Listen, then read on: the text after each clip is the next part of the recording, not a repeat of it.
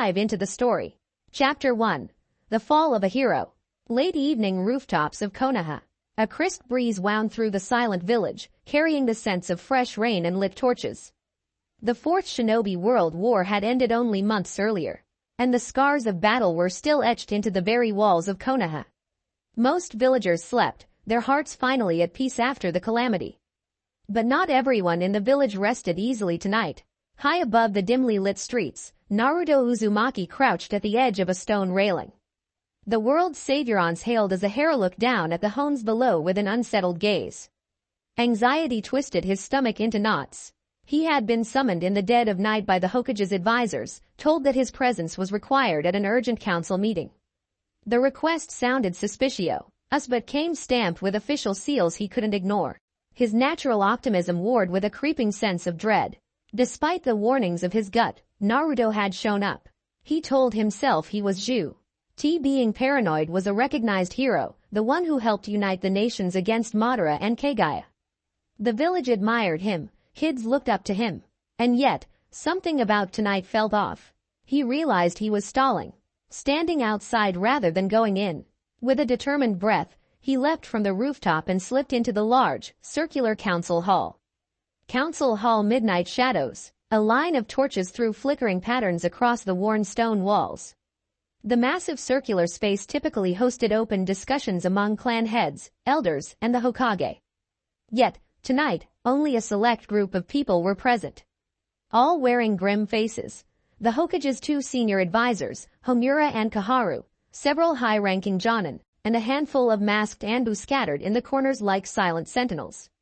Something cold and tense hung in the air. Tsunade was nowhere to be found, which felt wrong. She'd never vanish without explanation. Kakashi, who was rumored to be next in line for the Hokage seat, was also absent. Naruto's pulse quickened. The tall wooden doors slammed behind him. He heard the heavy bar lock into place. Slowly, he circled the room, searching every face, but few met his eyes. Homura stepped forward, his rigid posture illuminated by the shaky firelight. Naruto Uzumaki, by the authority of the Konoha Council, you are hereby detained. The words crashed over Naruto like a hammer. Detained? For what? Quote. Koharu's voice held no warmth. You are suspected of harboring the Nine Tails in a way that jeopardizes the future of our village. That's ridiculous, Naruto snapped, disbelief washing over him. I worked side by side with everyone here to save Konoha. Silence, one of the jonin barked, stepping closer. The council has already reached a conclusion. Eyes wide, Naruto instinctively tensed. Bracing for an attack, he scanned for any sign of the people he trusted, Sakura, Shikamaru, or even Sai. No one, only unfamiliar jonin and the cold stares of advisors whose fear overshadowed reason. This is insane, Naruto spat, fists trembling at his sides. You all know what I've done for the village. Why? It's not about your past deeds, Kaharu interrupted. It's about the uncontrollable power you might unleash in the future. Naruto's heart thundered. He had always known some in the village still saw him as a risk. But he never imagined they would rise something like thighs, especially after he'd proven himself. A wave of betrayal choked him. Where's Granny Tsunade? Or Kakashi-sensei? You can't do this. Homura gave a small nod to the masked Anbu. Seize him. In a flash, several masked figures lunged. Naruto leapt back, summoning his chakra. But the ambush had been planned meticulously. A swirl of sealing tags flew through the air. Naruto felt his chakra disrupted as the tags clung to his clothing, biting at his skin through the cloth. Key restraining seals pinned him, cutting off most of his ability to harness the Nine Tails' strength. He yuked back with the bits of chakra that remained, landing a fierce strike that sent one Anbu sprawling. Another advanced, flickering in a swirl of leaves, kicking the back of Naruto's legs with surgical precision.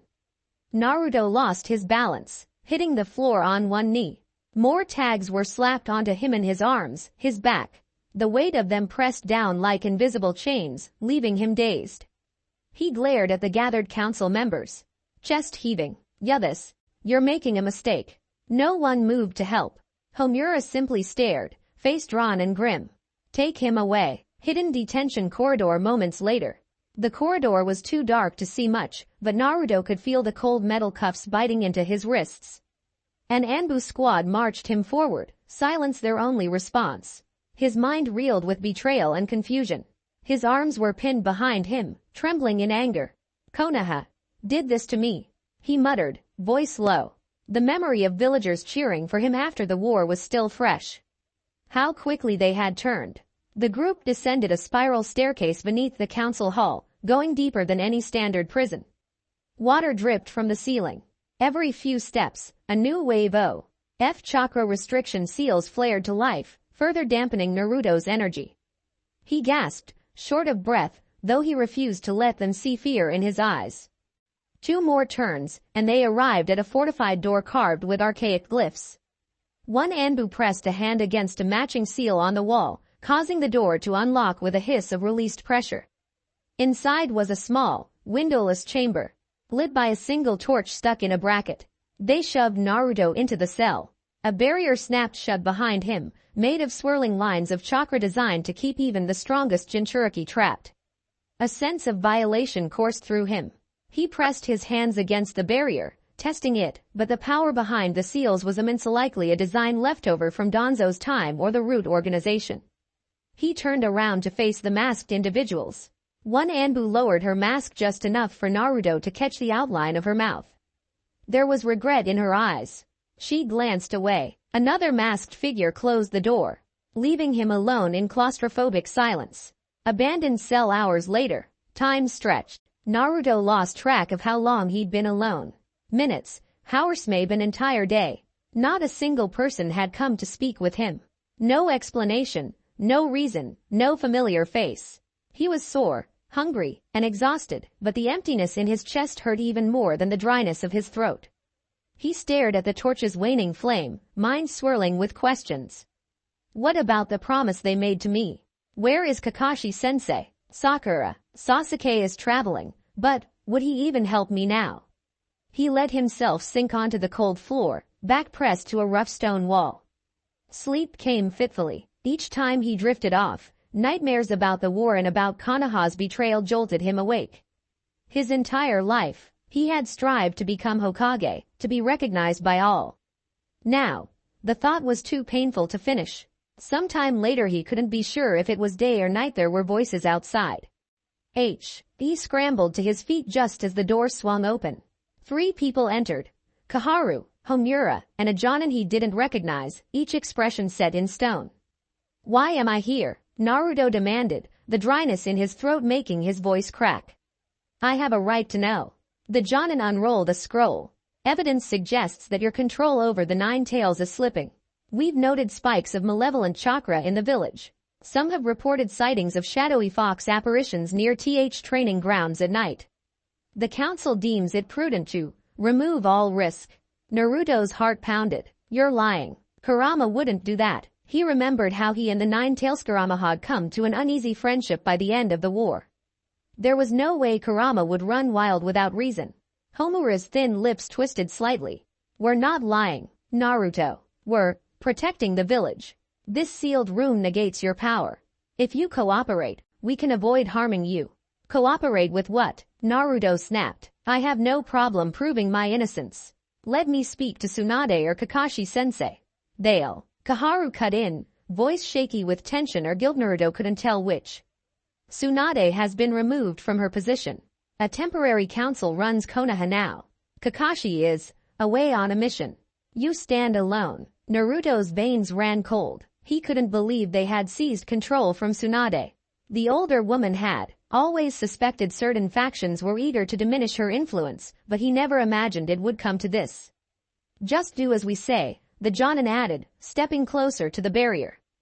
Tell us everything you know about the nature of the 9 tails chakra. We're sure there's a way to. Way to what? Naruto's anger ignited. Steal it. Use me as some experiment. Reseal it, Homura corrected quietly. Though something in his gaze suggested a darker plan. We must isolate the demon's power from you. If you resist, we'll do it by force. Rage and betrayal poured through Naruto's clenched fists. A swirl of chakra flared. But the cell's seals instantly whipped around him, tightening like a vice. Pain scorched through his body. He hissed and fell to one knee. He forced his eyes upward, glaring at the council members. You you're all the real demons here. They turned to leave. Kaharu paused at the door but refused to meet his eyes. We'll begin the extraction process soon. The door slammed shut. Naruto's shouts echoed in the confined space. He wanted to break everything in sight, but the seals suffocated his chakra. Fear and fury warred in his chest as he slumped against the wall, fists trembling. After midnight flickering torchlight, they came for him in the night. Two masked figures, accompanied by a silent medic Nin, unlatched the barrier and dragged Naruto out. He was too weak from hunger to resist effectively. He managed to land a single punch that rocked one ANBU's helmet before a searing jolt from a tag strapped to his chest made him gasp in agony. They pulled him into an adjacent chamber larder, emptier. With ominous equipment, runes and symbols marked the floor, linking to multiple restraint poles.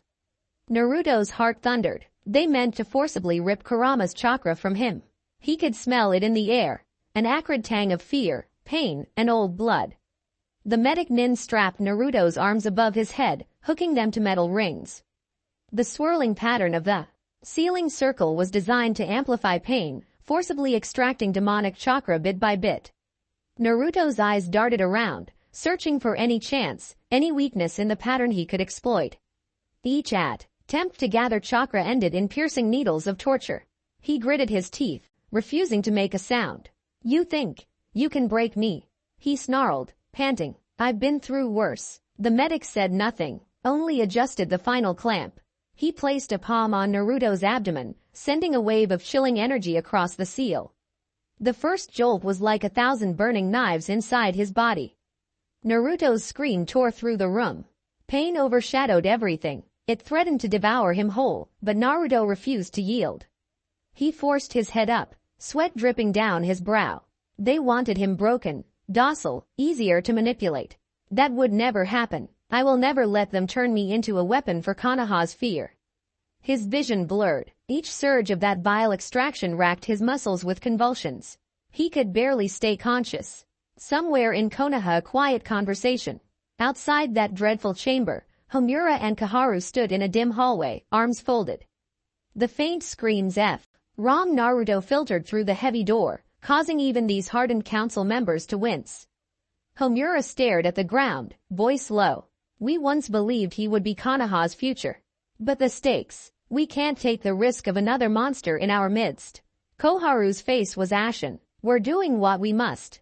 He was too dangerous. They turned away from the door, but the echoes lingered behind them. Hours later, torture chamber. Naruto's wrists were raw from the restraints. Fresh cuts bled sluggishly across his chest and arms from the misguided attempts of the medic to siphon out the Nine-Tails chakra.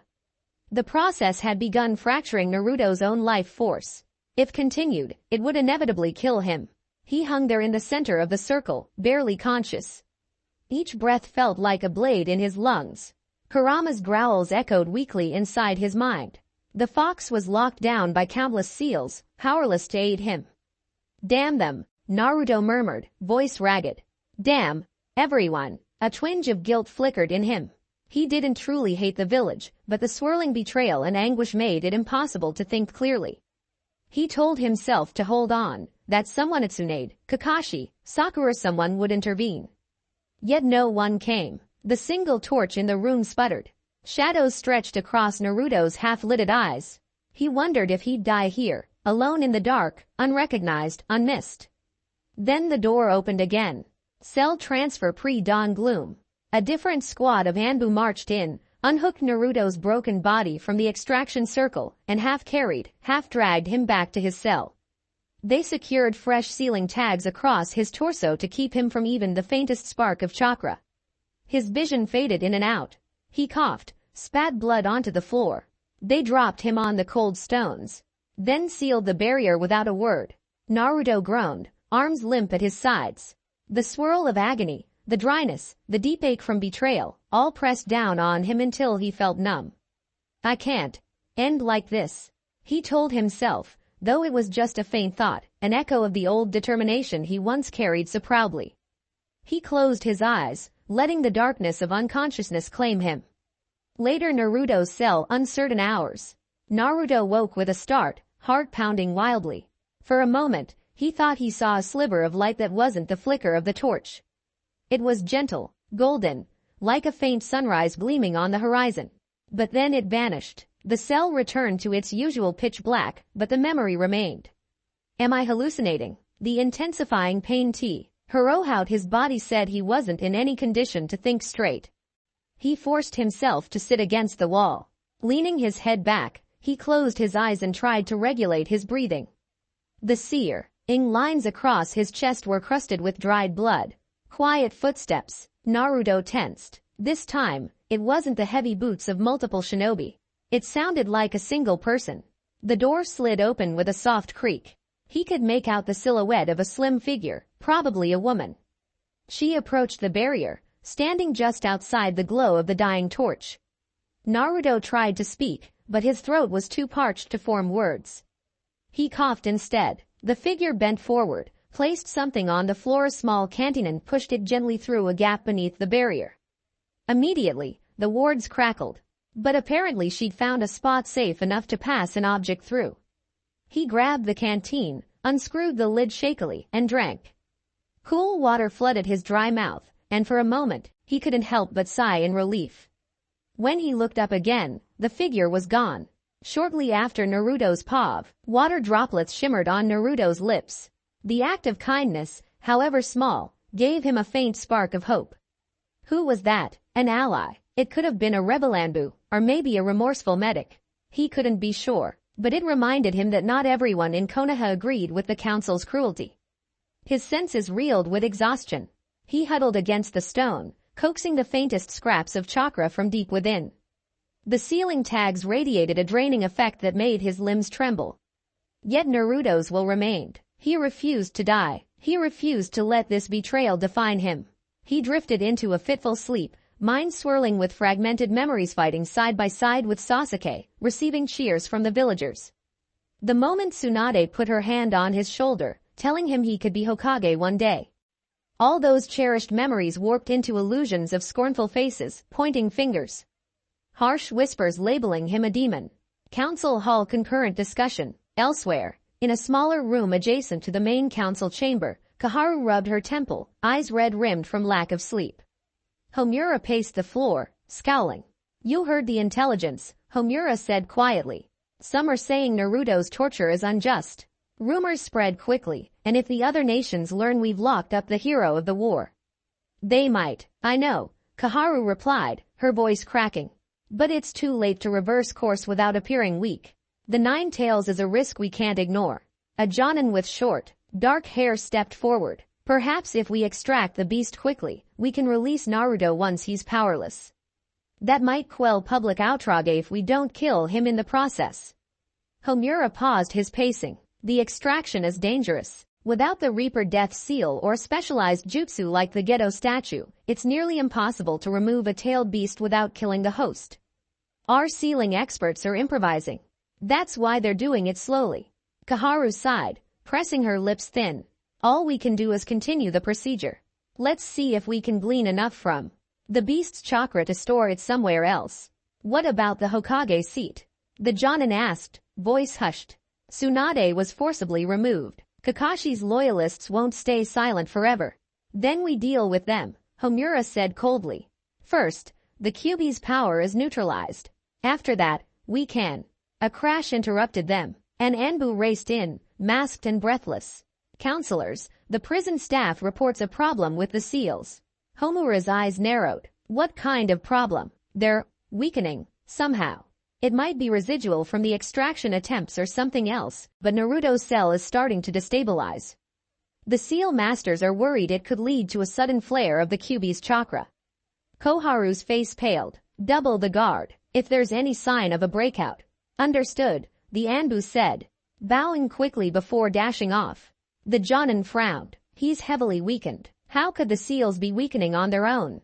Homura had no answer. He simply stared at the door, dread pooling in his gut. Naruto's cell, the start of a miracle. Inside the cell, Naruto dozed fitfully, muzzle in his arms. He felt a faint stirring inside him, like a warm breeze across his battered soul. It began as a gentle hum, so subtle that at first he thought it was just wishful thinking. But then he opened his eyes and realized the seals around him were flickering, distorting in and out of alignment. This Can't be from Kurama. The fox is too suppressed, he whispered, voice raspy. With monumental effort, Naruto crawled to his knees, ignoring the pain. He placed a trembling hand on the nearest seal. It sparked weakly, as though something else was pushing back against the oppressive chakra net. A flicker of light like a small golden flame danced at the edge of Naruto's vision. It disappeared again, leaving the cell in darkness. Yet he felt it, a presence that calmed the swirling agony in his mind. Something, or someone, is out there. His battered heart thumped a little faster, spurred by this faint sign of hope. A hidden root facility dawned grayness. Hours later, the routine continued. Another pair of shinobi arrived, this time accompanied by a sealing expert with crisp white robes. They forced the cell door open, guided by the swirling script of jutsu formula around the entrance. All right, the robed man said, stepping in carefully. Let's see if we can repair the barrier. Naruto, still half delirious, stared up at them through sweat-streaked hair. One of the shinobi approached to check on him. The robed man knelt, brushing away the old talismans to apply fresh ones. Immediately, Naruto felt new lines of scorching pain as the tags tried to reassert their hold on his chakra network. He clenched his jaw, refusing to scream again. But each movement was torture. Suddenly, a wave of shimmering heat emanated from Naruto's body. It wasn't Kurama's ferocious red aura.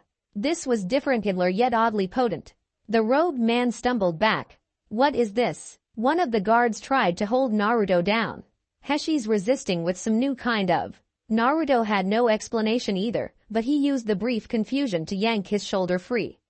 Even in his weakened state, his instincts from years of battles flared. He lashed out with a half-formed Rasengan. The swirling ball of chakra flickered with gold sparks. It impacted the guard's chest, sending him flying. But the incomplete technique fizzled quickly, and the second shinobi lunged with a sword aimed at Naruto's abdomen. Naruto managed to tilt to the side, only to catch a deep slash across his ribs. He spat blood, vision going dark around the edges. The robed man hurled a sealing kunai that locked onto Naruto's wrist, channeling paralyzing script across his body. Naruto collapsed back, pinned by the new seal. No, he felt consciousness slipping. The group, now thoroughly alarmed, wasted no time. They slapped on more tags and retreated, planning to fully re-establish the barrier from outside the cell. Moments of near-death, Naruto's despair, pain, endless, throbbing agony. He half expected the council to come in and finish the job. But hours passed, leaving him alone, drifting between waking nightmares and delirium. At some point, a faint chant sounded in his ears, an echo with no apparent source. It soothed him for just a breath. He had read about illusions of comfort that dying people experienced. Maybe I'm about to die after all, he thought bitterly. But that chant lingered, soft as a lullaby, pulling him from the darkest corners of unconsciousness. He felt tears slip down his cheeks, hot and unbidden. His life, once full of laughter and dreams, had spiraled into this. Where was the justice he fought for? The acknowledgement he craved? Anger surged in him, anger at the council, at Konoha's hypocrisy, at fate itself. He let that fury fuel him. If he was going down, he would go down fighting. He forced his eyes open. The cell was pitch black. The torch had finally died. Yet the faint glimmer of that golden light once again shimmered before disappearing. What is that? Council suspicion. Early morning. Whispers filled Konoha's corridors. Rumors spread that Naruto might not survive the extraction. Citizens who remembered his valor during the war muttered in worry or confusion. More shinobi, uneasy with the council's secrecy, started to question the official narrative. Even so, the deep-rooted fear of the Nine Tails kept many silent. A small group of Jonin loyal to Kakashi or Tsunade met in hushed corners, debating a plan to rescue Naruto. They had yet to reach a consensus. The council's hold was iron strong, and public opinion was uncertain. Fear made men do desperate things. Naruto's paused the moment of collapse. Eventually, the unrelenting agony wore him down past his limit. His body, starved and exhausted, simply gave out. Collapsing onto his side, Naruto felt a chill creeping in as if death was gently knocking at the door. A swirl of intangible warmth gathered at his core. He blinked, confused. If he was on the verge of dying, why did he feel calm? In the absolute darkness of the cell, a ghostly glow formed near the wall like a sliver of dawn. With each slow beat of his heart, it took shape. He heard a whisper feminine, gentle, carrying an otherworldly echo. Chosen one, not yet. We are watching. Naruto would have startled if he had the strength. The voice resonated through his battered mind like the pure toll of a bell. It carried a promise, or a plea, he couldn't decipher. He thought of the Sage of Six Paths for a moment. Cold it'd be something similar. Warmth flooded his limbs, dulling the ache. His eyelids grew heavy again. He wanted to cling to that presence, to ask questions, but he had no energy left. Darkness took over. Outside Naruto's cell, Council's growing anxiety. Homura and Koharu stood in a hallway lined with silent Anbu. They overheard from the robed seal master that Naruto's body was failing. If they continued the extraction, he might die before they got any meaningful amount of the Nine Tails chakra. That left them in a quandary, but fear overshadowed regret. They decided to push onward with a new approach, forcibly removing Kurama in one final, brutal session. Risking Naruto's life, Homura gave the order, prepare the final procedure. Wield it tomorrow night. Naruto's mindscape, the fox's cage. Inside the swirling darkness of unconsciousness, Naruto's psyche sank into the old sewer-like mindscape where Kurama was once imprisoned behind massive bars. Now, the corridor flickered with instability, evidence of the external torture. Water dripped from the ceiling in slow, echoing splashes. Kurama lay behind the bars, battered by the same seals restricting Naruto. He glared at Naruto through half-lidded eyes. This is bad, kid. If they try that final extraction, you won't survive. Naruto slumped, leaning against a cold metal pillar. I can't do anything, Kurama. They've pinned me down with dozens of seals. I can't even muster enough chakra to break out. Quote, the fox growled, tail swishing weakly. We were so close. You had so many dreams. TCH. I never cared much for your village, but I hate seeing you lose your spirit. Naruto's fists clenched. I'm not giving up. He glared at the unending corridor. But I don't see a way out. I'm not giving up, but I can't break these seals alone. Kurama let out a rumbling breath. Something else is stirring inside you. I can feel a presence that's not mine. It's faint, but powerful, a soothing energy. If it helps you break the barrier. Naruto tried to focus on that golden warmth he'd felt before. However, the mindscape shuddered, cracks forming along the walls. A large chunk of the corridor collapsed into watery darkness. Naruto's consciousness threatened to slip away again. Damn it, Kurama hissed. They're ramping up the extraction. I can feel it. Naruto's voice was faint. I'll find a way. Don't you worry. But as the mindscape crumbled, he lost any sense of where he was. Only that shimmering presence seemed to linger, like a single star in the black sky. Council chamber deciding Naruto's fate. Morning rays broke over Konoha, shining on the battered walls of the council chamber. A new day, yet the tension only mounted. Koharu leaned over the table, fingers pressed to her temples. We have to finish this. If the other villages discover we've compromised the hero of the war, they'll sense weakness. They might even intervene, potentially capturing Naruto themselves. Homura nodded, but a certain heaviness clung to his shoulders. We proceed tonight. The extraction must be completed. A hush settled over the group, as if they all recognized the finality of that statement. One by one, the council members departed to make arrangements. Outside, unaware of the coup, the village carried on, believing the official narrative that Naruto was on a special mission or simply resting from war injuries. Naruto's cell, the spark of rebellion. That same day, in the gloom of his cell, Naruto awakened with shallow breaths. The dryness in his throat was overwhelming. His battered body felt like it was made of lead. No one came with food or water.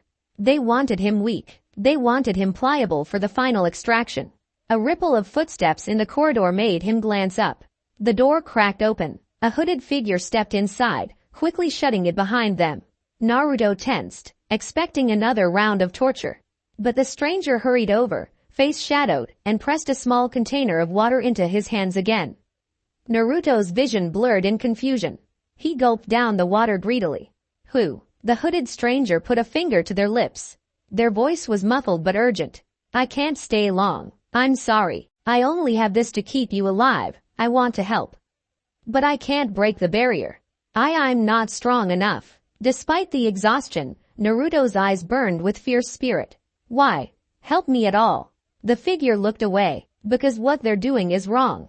We believed in you. Many still do. Naruto's chest tightened. The betrayal was soul-crushing, but this flicker of compassion reminded him that not everyone in Konoha had turned on him. There were those still loyal, perhaps forced into silence by fear. Look, the stranger continued, they plan to finalize the extraction tonight. It will kill you. I don't know how to stop them. But you should know some of us are trying to contact Lady Tsunade, or Kakashi, or Jiraiya's old network. You have friends out there. Naruto's head dipped. Friends. I just hope someone can do something. The figure gently touched Naruto's shoulder, then pulled away. Survive. Konoha needs you more than they realize. Without waiting for a reply, the stranger slipped back out, the door clicking shut behind them.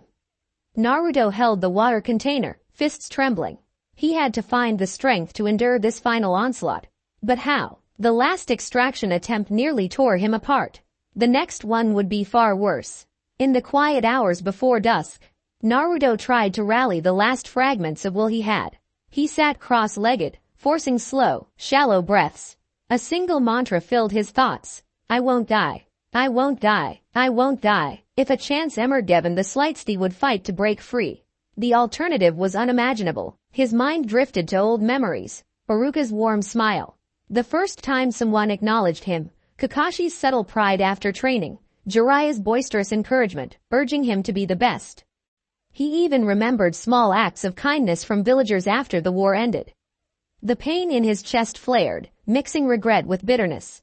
He had worked so hard for that acceptance. Is this my reward? Slowly, the cell dimmed again.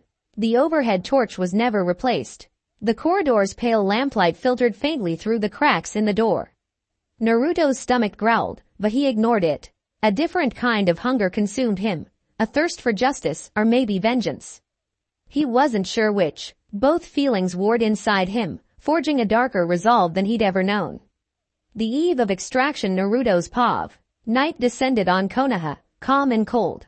The swirling hush of wind outside was the only lullaby for Naruto's battered senses. He suspected the council would come for him soon.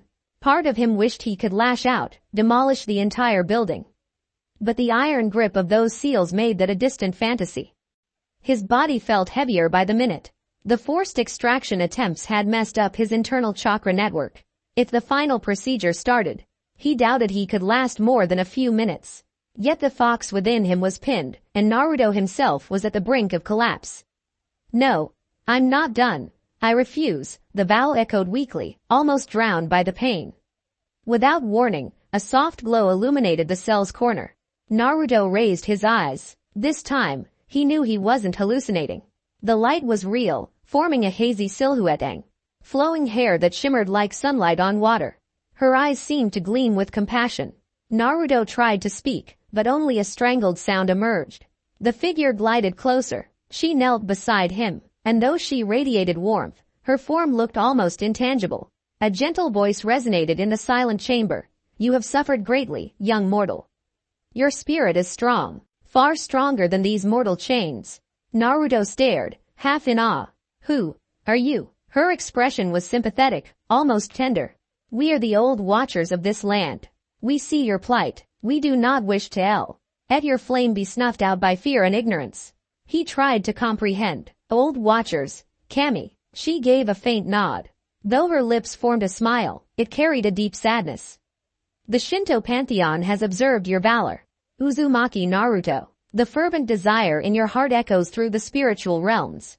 You are not alone. Naruto's heart pounded. Why help me? I was just a kid who wanted to be Hokage. There is a radiance in you that draws us, like the sun rising after a long winter. Do you wish to live? A lump formed in Naruto's throat. Did he want to live? The question was almost insulting, but in that moment, it was the single most important truth. Yes, he wanted to live. He wanted to prove his worth, to break free of this injustice, to see another sunrise in a world that might still accept him. But he couldn't muster a word. All he could do was nod, tears slipping down his cheeks, tears of frustration, of pain, and perhaps of hope. The figure's glow intensified briefly. Then let your heart be open. Fate can be cruel, but the will of the kami transcends mortal cruelty. Your pain resonates with the compassion of our realm. Naruto felt something shift inside him, like a lock tumbling open. A faint thread of spiritual energy seeped into his battered chakra reserves. It was pure, not the scorching fury of the nine tails, but something else like a gentle sunrise pushing back the darkest night. He tried to reach out, but his hand passed through her glowing form. She leaned forward nonetheless, pressing a shimmering palm near his heart. Soft pulses of healing warmth spread through him. Not enough to erase all injuries, but enough to keep him conscious. You are not alone, she repeated, voice echoing as if more than one presence spoke in unison. We shall guide you. Find the strength to endure. Quote, Naruto opened his mouth to speak, to beg her not to leave, but the goddess's form began to fade. Wait, please, he croaked. We will watch over you, Naruto, her voice whispered, fading into a lingering glow. Believe, endure. And then she was gone, leaving Naruto trembling, filled with a sense of awe and confusion. Yet, for the first time since his capture, genuine hope sparked in his chest. Moments before the final extraction, footsteps approached outside the cell. This time, Naruto wasn't shaking in dread. He braced himself, grit returning to his eyes. The slightest trace of newly infused chakra swirled inside him, hidden from the watchful sensors. The door opened, and the robed seal master stepped in with 3 Anbu. Their expressions were grim, like they knew they were about to do something irreversible. 2 of them grabbed Naruto, hauling him upright. He staggered but forced his legs to move. The robed man recited a quick chant. Chains of glowing script formed around Naruto's ankles and wrists, ensuring he couldn't use jutsu. They dragged him out of the cell, down the corridor, and into a larger chamber lined with black stone pillars. At the center, an elaborate ceiling circle glowed with sickly green light. Homura waited there, arms folded, face pale. Kaharu stood beside him, looking a mix of resolute and fearful. A handful of shinobi hovered around the edges, some clearly uneasy. This is the final step, Homura announced, though his voice shook slightly. We remove the 9 tails. If Naruto survives, he'll be free to go. If not, Naruto glared, refusing to speak. Anger roiled in him, but he clung to that faint spark of divine warmth. He prayed it would be enough. The robed seal master took a position at the circle's edge, weaving complicated hand seals. The pattern along the floor began to swirl with shimmering power. Naruto's body was dragged into the center, forced to kneel as arcs of green chakra rose around him. A searing pain tore through his gut as the jutsu began. Naruto clenched his teeth until they threatened to crack. He wouldn't give them the satisfaction of hearing him scream. Another wave of excruciating force hammered into him, forcing him nearly face first into the floor.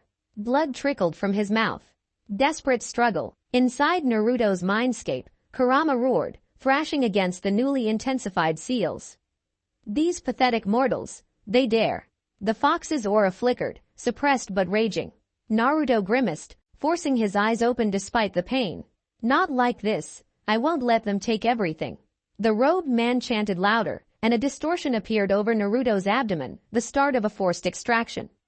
Wisps of red chakra sputtered free, swirling into a small orb above him. Naruto coughed violently, feeling his life drain with it. Homura watched, lips pursed, desperately hoping the process wouldn't unleash the fox's wrath on the entire chamber. Shinobi near the walls edged back. For a heartbeat, Naruto's vision blurred. He felt death's cold grip slip closer. No, I can't die here. Not after everything. Suddenly, that golden warmth surged in him again. It flared stronger than before, as if responding to the mortal danger. Naruto's eyes snapped open, glowing faintly with a golden sheen. He felt power swirl inside him, a presence overshadowing the oppressive seals. The robed man's chanting faltered. The circle's green lines flickered. Homura and Kaharu exchanged alarmed looks. What is that chakra? Kaharu asked, voice quivering. Naruto seized that brief moment. Driven by the goddess's gift, he mustered a burst of chakra, forcing his right arm to break free of the chain's hold. The near impossible feat tore muscle and skin, but adrenaline and divine energy fueled him. He clenched his fist, forming a half-sign reminiscent of the Rasengan's swirl. A flash of golden light cascaded around him. The forced extraction link snapped, releasing the swirling orb F. Kurama's chakra back into Naruto's body. The floor's ceiling circle cracked. Shocked gasps rippled across the watchers. Naruto exhaled, struggling onto one knee. Blood streamed from the slash in his side and the shackles on his wrist. But he was not yet defeated. "You won't take anything more from me," he growled. The faint aura of golden radiance danced over his battered skin. Homura stumbled back. "Restrain him, quick, before he..." But it was too late. Naruto formed the beginnings of a Rasengan, fueled partly by that unknown divine presence. One of the Anbu rushed in with a blade. Naruto twisted, letting the edge graze his shoulder before slamming the swirling chakra into the Anbu's chest. The blow exploded in a burst of swirling wind and golden sparks. The soldier flew backward, crashing into a pillar. Chaos erupted. The robed seal master screamed something about the circle failing. Another shinobi tried to throw more binding talismans. Naruto spun, half blind with pain, but guided by raw instinct. He snatched a thrown kunai from midair, flung it back, and forced the attackers to dive for cover. Homura shouted for reinforcements. Kaharu cowered, stepping behind him. "Stop him now." A wave of memories flashed in Naruto's mind-old teachers encouraging him, friends laughing at Ichiraku ramen, battles to protect the village he loved. Then those memories shifted to the torture cell, the cold betrayal. A roar of mingled heartbreak and fury tore from his throat. Channeling the last of his energy, he formed a second swirling orb of compressed chakra. This time, it gleamed with brilliant gold, flickering faintly like the rays of dawn. With a final push, Naruto slammed that orb into the damaged ceiling circle on the floor, shattering it. A vortex of wild energy exploded outward. The robed seal master was flung back into the wall, unconscious. Several pillars snapped and collapsed. In the confusion, dust and debris filled the room. Naruto's escape. Coughing from the swirling dust, Naruto staggered to his feet. His body screamed in agony, but adrenaline kept him moving. He limped toward a gaping breach in the chamber wall, where part of the structure had caved. Beyond lay a dark corridor, possibly leading upward. Anbu rushed forward to intercept, but Naruto ducked under a slash, wincing as the motion tore at his half-healed wounds. With a savage elbow strike, he knocked one guard aside. Another sword in from behind Naruto rolled, barely escaping a downward sword thrust. He kept moving, determined not to be caged again. Homura's voice echoed, "Don't let him escape." But fear tinged every syllable. Naruto called upon every shred of that mysterious golden energy he could sense. Though meager, it was enough to numb some pain and keep his steps steady. He sprinted through the corridor, not even sure where it led. Behind him, the Anbu scattered, giving chase. He stumbled up a flight of narrow stairs, guided by faint moonlight from cracks in the overhead vault. Another swirl of footsteps behind him. Blood loss made his vision swim, but he pressed on. "I must get out, must survive." At the top, a rusted grate blocked his path. He mustered the smallest swirl of a Sengen and blew it open with a burst of swirling air. Outside, fresh night air filled his lungs. He realized he was emerging near the far edge of Konoha, where old root bases connected to forgotten tunnels. He dragged himself onto grass slick with dew, panting heavily. The world spun. Torchlight flickered behind him as Anbu poured out of the underground passage. He forced himself to run. Each step felt like knives in his limbs. But he kept going, fueled by pure will and that faint divine spark. One brave shinobi caught up, grabbing Naruto's tattered shirt from behind. Naruto twisted, ignoring the wave of nausea, and landed a desperate punch. The shinobi crumpled. More were coming. He could hear their shouts, see the glint of kunai in the moonlight. If they caught him now, it was over. But the swirling golden aura flickered again, momentarily intensifying around his feet. Naruto's speed burst forward, carrying him deeper into the forest. He wove through trees, leaving the stunned pursuers behind, at least for the moment. Each ragged breath tore his chest, but freedom beckoned. Edge of the forest. Naruto's collapse. When Naruto finally sensed no immediate pursuit, he stumbled to a stop in a small clearing. The full moon cast silver light on his blood-stained clothes and battered skin. He sank to his knees, heart pounding like a drum. "I did it," he gasped, though his voice was barely a whisper. All strength bled from him. The adrenaline that had kept him going evaporated, replaced by a bone-deep exhaustion. Naruto fell forward, bracing himself on trembling arms. His lungs burned, every muscle screaming in protest. Must keep going, he told himself. But he couldn't. Not yet. He collapsed onto his side, staring up at the moon. The golden aura flickered one last time, then faded, leaving him with only a faint comforting warmth in his chest. The corners of his vision dimmed. A memory returned. The glowing figure in his cell, whispering that the kami were watching over him. Tears mixed with blood on his face. He had lost everything: his home, his dream, his trust in the place he once wanted to protect. But something else awaited him now, perhaps some new purpose beyond this betrayal. His eyes slid shut, darkness swelled, and he drifted into oblivion at the edge of the forest, alone under the silent moon. Uncertain hours later, a phantom whisper.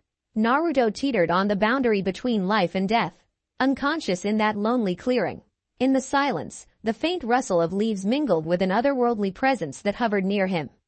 A soft, luminous glow. In the shape of a woman's silhouette knelt beside his prone form, brushing intangible fingers across his hair. Rest now, child, a gentle voice murmured in the hush. We have chosen you, and your story is far from over.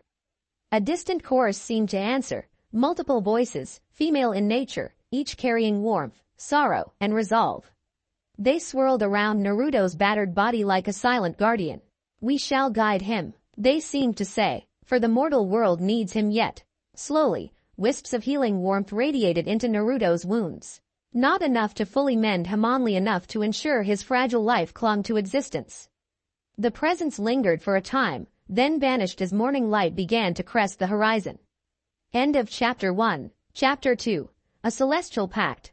Fast-paced, character-driven, and building toward the goddess's first true appearance. Dawn's Edge forest clearing outside Konoha. A cool breeze swept across the dew-soaked grass as the first slivers of sunlight crept over the horizon.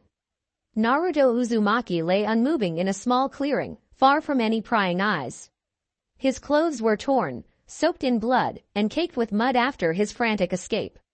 For hours, he had hovered at the boundary of life and death, sustained only by the faint, golden warmth that lingered deep within his battered body. The morning chorus of birds stirred him. At first, he thought he was still in the darkness of that torture cell, pain and terror flashing through his mind. But this time, he awoke to the open sky above. The memory of brutal extraction attempts hit him like a hammer, and he bolted upright with a gasp, only to fall back again, teeth gritted in pain. HNNN. Damn it, he groaned, feeling every wound protest. He found no sign of pursuers, no immediate sign of the Council's specialized task force. Perhaps they'd given up the chase for now. Then again, they could be regrouping. Blinking back dizziness, Naruto noticed flickers of that golden aura at his fingertips. It was faint, almost like an afterimage. He pressed his hand to his chest, sensing an alien energy neither the Nine Tails chakra nor his own natural reserves. The presence felt comforting, somehow. Could it be the same presence I saw in that cell? The goddess. A swirl of conflicting emotions roiled in him: anger, fear, betrayal, and beneath it all, a fragile hope that he wasn't truly alone in the world. Late morning, searching for refuge. Summoning the ragged edges of his will, Naruto dragged himself to his feet. His stomach growled, reminding him he hadn't eaten in days. The remains of the night's dew were the only water he had. He did what he could to wash some of the dried blood from his skin, wincing at every bruise and laceration. Gotta keep moving, he muttered, voice still rasping with thirst. If he stayed here too long, Konoha's Anbu trackers or other unfriendly forces might spot him. He forced himself onward through thick undergrowth, forging deeper into the forest. Every step was agony, but that strange golden ember in his core prevented him from blacking out again. Once or twice, he stumbled onto a narrow path, leading nowhere in particular, maybe an old trade route or a hidden approach to Konoha's outskirts. He walked until his legs quivered, until pain threatened to overwhelm him. By midday, the sun blazed overhead. Naruto almost collapsed near a twisted oak, panting. Then, through the shimmering heat haze, he spotted a faint structure, A small, moss-covered shrine rising from a cluster of rocks. Overgrown shrine early afternoon. The shrine was ancient, wooden beams decaying, overgrown by tangles of ivy. A carved plaque in front displayed faint kanji and symbols Naruto couldn't fully decipher. Faded talismans hung from the eaves. Thick roots had disrupted the foundation, but a sense of lingering power clung to the place. Warily, he ducked under a half-broken torii gate. A wave of strong calm washed over him, reminiscent of that golden aura. "This place is definitely not ordinary," he murmured. The presence in his chest hummed, as if guiding him. Inside, the shrine's interior was cramped, lit only by beams of sunlight streaming through gaps in the roof. An old stone altar stood in the center, draped with rotting cloth. Spiderwebs clung to corners. Despite the disrepair, Naruto felt a subtle warmth, almost like a protective bubble cutting him off from the outside world. He sank to his knees with a ragged sigh. "Just let me rest a moment," he whispered to no one. There was no telling if the shrine had spiritual defenses that might object to him intruding. Yet no hostility arose. The only thing he sensed was gentle acceptance. His eyelids grew heavy, forcing him to yield. Just a few minutes. In seconds, he drifted into an uneasy sleep. Dreamscape, a vision of sunlight and shadow. Instead of the usual nightmares replaying, the torturer Naruto found himself in a dreamlike realm. He stood on a vast reflective lake under a sky of liquid gold. Gentle PPLES of light emanated from somewhere above. A soft female voice echoed. "Naruto, mortal champion, can you hear me?" He spun around, searching. "Who's there?" His voice sounded clearer here, unburdened by pain. A silhouette took shape across the water's surface, a tall, regal woman with luminous hair that flared like rays of the sun. Her eyes glowed with warmth and a hint of mischief. Another figure, more distant, appeared with hair as dark as a moonless night, eyes radiating cool tranquility. Naruto's breath caught. He remembered seeing a single goddess-like form in the cell. Now there were two. He opened his mouth to speak but only managed a soft, "What is this place?" The golden-haired woman stepped forward, her face half veiled by shimmering light. "You stand in a threshold between mortal and divine realms. We've reached out to guide you, although the connection is still weak." The dark-haired figure inclined her head with eerie grace. "I am Tsukuyomi, goddess of the moon and illusions." Her voice was gentle but carried a distant echo. "This is my sister, Amaterasu, goddess of the sun." Naruto blinked, heart pounding. Amaterasu, Tsukuyomi. These were names from ancient Shinto lore he'd once glanced over in old scrolls, overshadowed by legends of the Sage of Six Paths in shinobi culture. Seeing them here, clearly addressing him, felt surreal. "Why are you talking to me?" Amaterasu smiled, stepping nearer. "We have watched your trials, Naruto. You who were born with a bright will, who overcame so many obstacles. Your determination calls to us, as the sun calls forth a new dawn." Tsukuyomi's eyes flicked with sympathy. "You teeter at the brink of despair, betrayed, tortured. Yet you did not surrender. That act of will resonates in realms beyond your comprehension." Naruto's chest tightened. "If you've been watching, then you know what they did. You know how they tried to steal Kurama from me and leave me to die." Amaterasu's face darkened with empathy, the brilliance in her aura flickering. "Your suffering offends the natural order of compassion and justice. We do not typically meddle in mortal affairs, but your fate is entangled with a far greater destiny." Tsukuyomi nodded. "The presence you feel inside you or power was granted in a moment of dire need. A spark to keep you alive. But it's incomplete, fragile." Naruto exhaled shakily. If not for the dreamlike realm's calm, he might have trembled with confusion. "Are you saying you saved me?" Amaterasu placed a radiant hand over his. Despite her light-based form, Naruto could feel the warmth of her touch. "Yes, but more than that, we wish to grant you a portion of our divinity, to mark you as our champion in the mortal world." His eyes widened. "Champion? Why?" Tsukuyomi's expression turned grave. "Darkness stirs in the corners of existence. Old evils and restless spirits sense the cracks your world's wars have left behind. Factions within the shinobi nations, manipulations beyond your hidden leaf." She paused. "We cannot intervene directly, but we can empower a chosen mortal to become a beacon and a sword." A swirling storm of thoughts rushed through Naruto's mind. He felt rage toward Konoha's council. a thirst to protect people from the same kind of evil that nearly ended him, and a deep yearning for any acceptance after the ultimate betrayal. If I accept, what happens to me? Amaterasu and Tsukuyomi glanced at each other, almost like they were conferring silently. Then, Amaterasu spoke. Your life changes irrevocably. You will gain powers that align with our domain's light, illusions, spiritual synergy. Your mortal chakra will meld with a fraction of divine essence, potentially surpassing any shinobi in existence. Tsukuyomi added, but this path is not easy.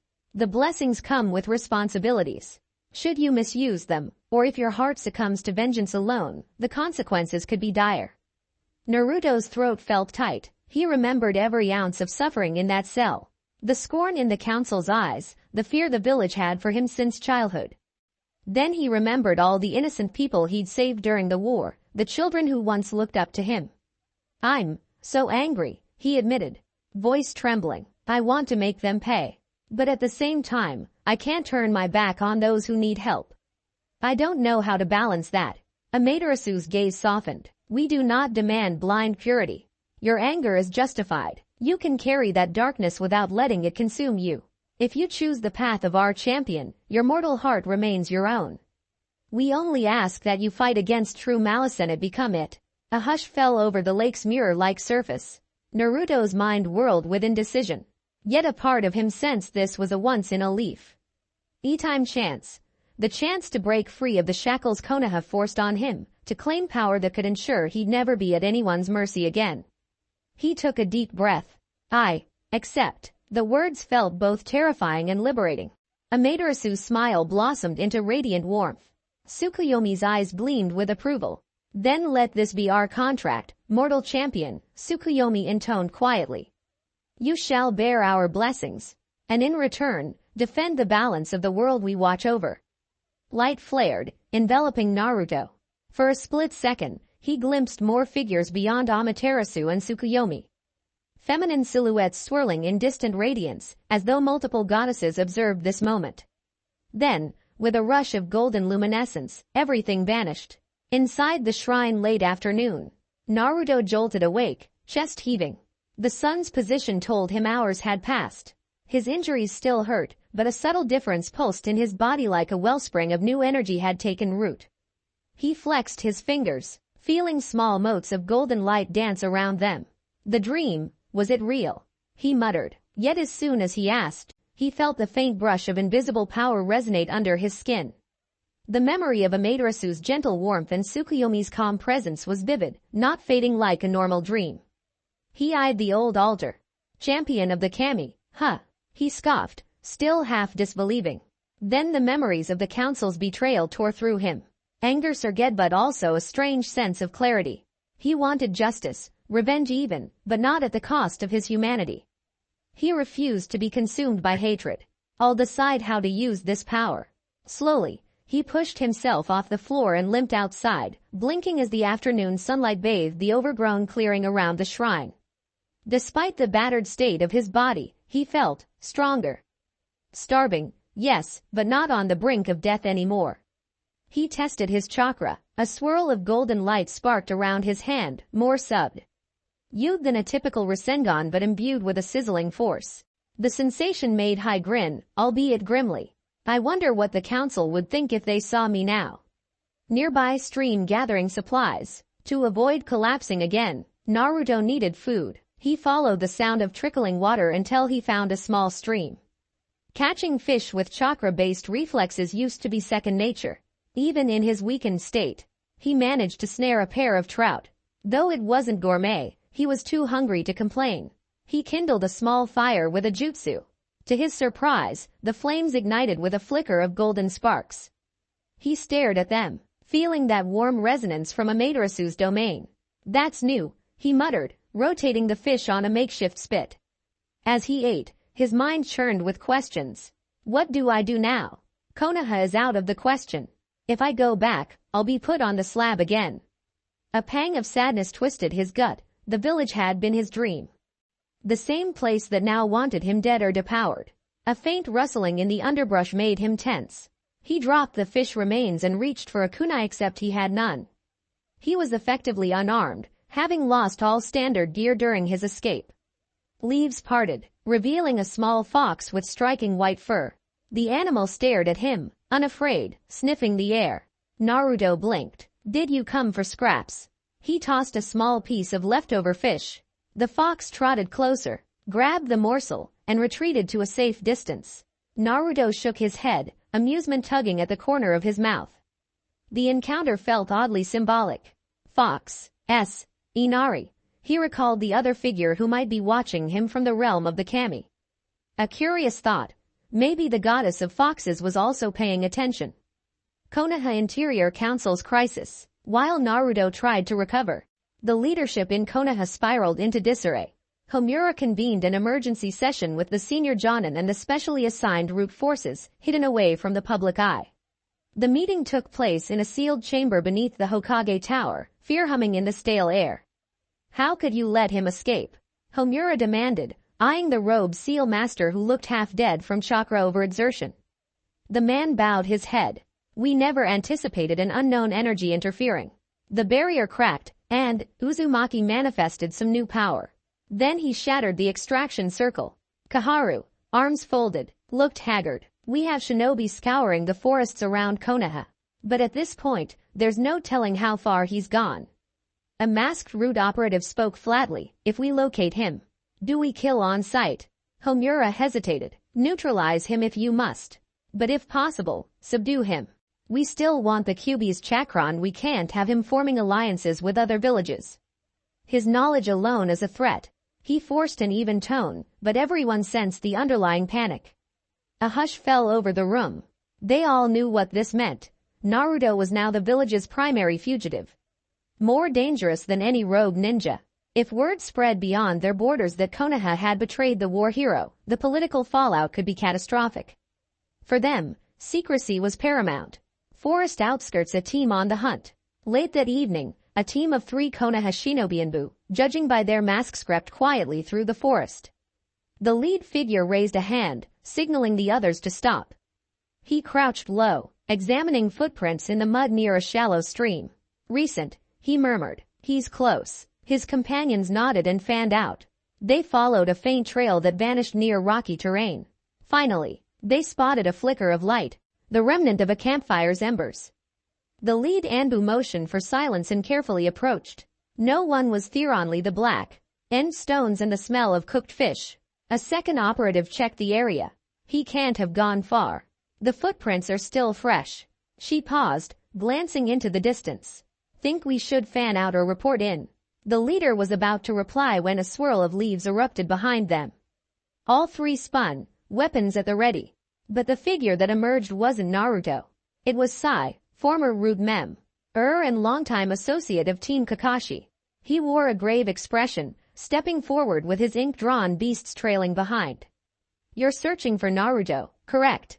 The lead Anbu stiffened. "This area is classified. What are you?" Sai cut him off, polite but firm. "Classified or not, I have clearance from Lady Tsunade's circle. I'm aware of the new developments. I want to find Naruto too."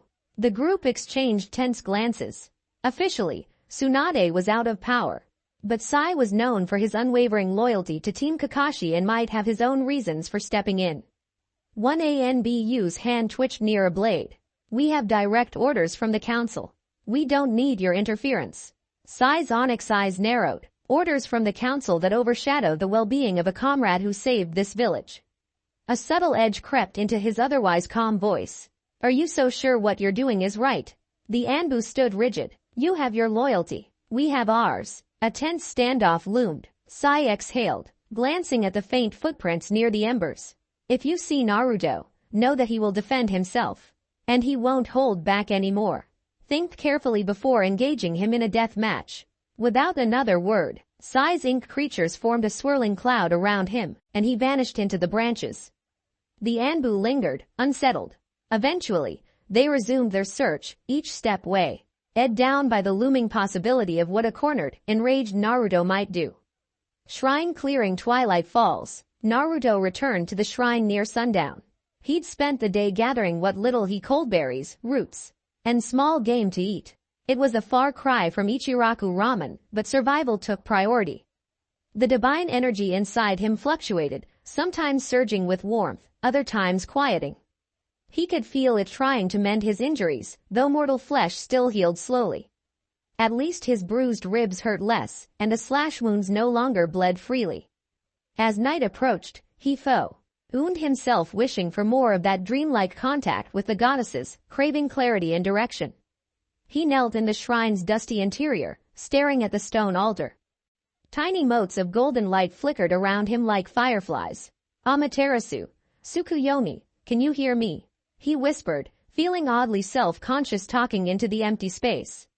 The response came as a gentle stir of wind. Soft footsteps echoed behind him. He spun, expecting an intruder, but instead glimpsed a faint silhouette stepping through the half-broken doorway. The figure had radiant white hair, wearing an elegant kimono that shimmered faintly in the moonlight. Her eyes were large, kind, and carried a gleam of fox-like mischief. Naruto tensed, heart hammering.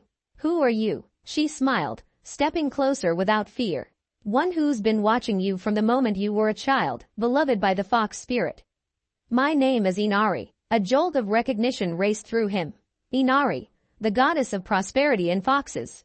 That Inari. She pressed a delicate finger to her lips, playful. I see the other two have introduced themselves already. Her gaze shifted to the battered walls of the shrine. This place is dedicated to many Shinto deities, myself included. A perfect spot for us to reach you. Naruto tried to swallow his shock. So, you're also here to guide you, she said, voice gentle. You've accepted a pact with Amaterasu and Tsukuyomi. I came to add my blessing, should you wish it. He exhaled, feeling torn between awe and weariness. Another blessing, from you. Her eyes danced. I sense the nine-tailed fox's presence in you. We share a certain kinship with foxes, you see.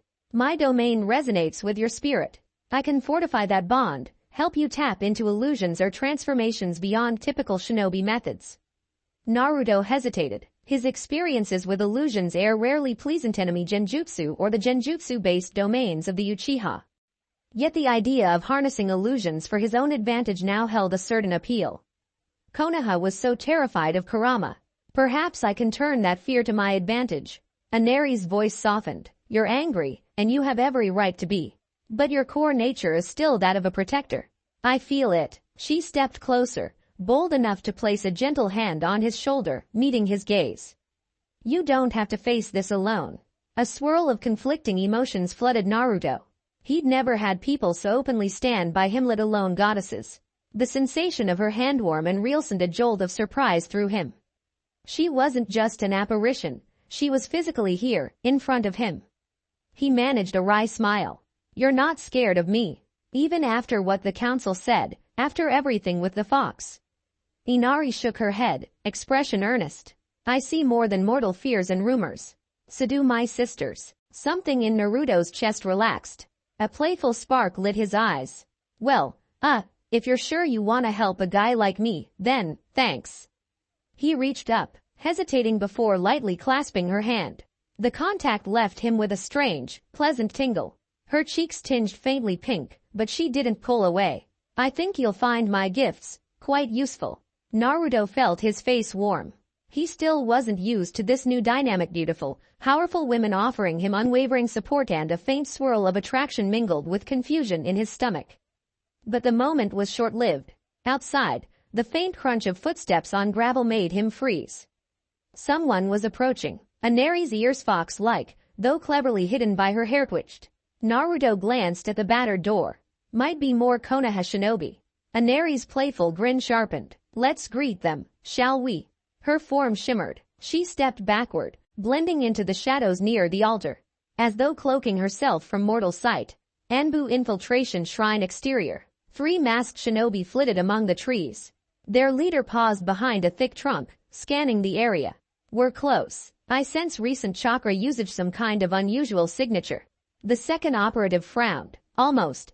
Divine. That's not possible. The leader gave a curt nod, then motioned for a quiet approach. They fanned out, edging toward the broken Torii gate, weapons at the ready. The last rays of dust gave way to starlight, making the old shrine look even more foreboding. Inside, Naruto suppressed a growl. I'm done running from these people. He exhaled, summoning a shred of that new power. Golden sparks flickered around his fingertips. Anari's voice, soft in his ear, "I'll hide and support you from the shadows. Show me your resolve, mortal champion." Naruto swallowed, forcing down the flutter in his chest. "Right," he whispered, stepping toward the door. If they found him here, there'd be a fight. He just hoped he could handle it without collapsing. Shrine courtyard brief conflict. A gust of wind rattled the broken beams as Naruto emerged from the shrine's entrance, standing in the courtyard under the moonlight. The Anbu quickly darted into the open, forming a rough semicircle around him. Each wore a mask. One depicted a hawk, one a boar, the last a dragon. Their stances spoke of lethal training. "Stop right there, Naruto Uzumaki," the hawk-masked leader barked, brandishing a short sword. "You're coming with us." Naruto eyed them, anger sizzling beneath his calm facade. "Back to that prison, where you'll torture me again," he snorted. "You really expect me to comply?" The hawk-masked shinobi stiffened. "We have no choice. The council declared you." "Yeah, I know what they declared," Naruto spat. Memories of the extraction circle stabbed through him. "You're making a mistake." Golden light traced faint lines across his forearms. "This time, I won't hold back." The boar-masked Anbu lunged first, hoping to catch Naruto off guard. Naruto sidestepped smoothly, ignoring the burn in his ribs, and twisted to deliver a sharp kick to the boar's side. The blow, aided by that strange new power, sent the Anbu crashing into a stone lantern. Dragon Mask came next, weaving hand seals. Wind release. Air cutter. A slicing gust ripped toward Naruto. He dove behind the lantern's remains, letting the stone absorb most of the impact. Fragments sprayed in all directions. Hawk Mask circled, trying to flank him. "Give up, Naruto. Don't force us to kill you." Naruto clenched his fist, swirling chakra that shimmered gold at the edges. "I've heard that before." He launched himself forward, feinting left, then pivoting to slam a half-formed Rasengan into the hawk's blade. The S word shattered under the explosive force, sending sparks dancing in the night. Hawk stumbled back, stunned. Naruto pressed the advantage, but the boar-having recovered hurled kunai from behind. Naruto spun, batting them aside with a burst of golden energy. He could hardly believe how effortless it felt, like an invisible hand guided his movements. Is this Inari's blessing, or the combined essence of the other goddesses? He wondered, but there was no time to dwell on it. Dragon Mask used the confusion to attempt a nerve strike from Naruto's blind spot. Naruto felt a flicker of warning in his chestum. Abe Tsukuyomi's subtle illusions letting him sense movements in the dark. He ducked just in time, hooking the dragon's wrist and flipping him over onto the courtyard floor. A sharp cry escaped the Anbu as he landed hard. Hawk Mask, panting, measured the distance. He's more powerful than before. This must be the Nine Tails at work. Naruto's eyes flashed with cold fury. You always blame Kurama, don't you? He inhaled, gathering a swirl of bright chakra near his palm. But this isn't his energy. The golden glow intensified. In the corner of his eye, he swore he saw Inari's silhouette watching, a faint smirk on her lips. Boar-masked shinobi tried once more with a flurry of taijutsu attacks. Naruto met each blow with fluid precision, channeling ephemeral illusions that caused the boar to hesitate or miss. In a final move, Naruto unleashed a short-range burst of golden chakra, sending the Anbu tumbling back. This time, the boar didn't get up. Hawk and Dragon, seeing their comrade fall, exchanged worried glances. They'd clearly underestimated Naruto, but they weren't ready to concede. Hawk formed a set of seals, spitting a stream of fire. Dragon conjured a wind current, fueling the flames into a roaring inferno. Naruto's heart lurched. This combined jutsu was lethal. He braced himself, crossing his arms. Another flash of that protective aura flooded his senses. He thrust his palms forward. A radiant shield of condensed, sun-like energy sprang up, hearting the flames around him. The heat scorched the courtyard, charring the ancient stone, but Naruto remained unharmed behind this ephemeral barrier. When the flames died, both Anbu staggered. They'd poured a lot of chakra into that attack. Hawk's voice shook. Impossible. He blocked it. Naruto's breath came fast. The shield faded, leaving him trembling with adrenaline. Leave, he said coldly.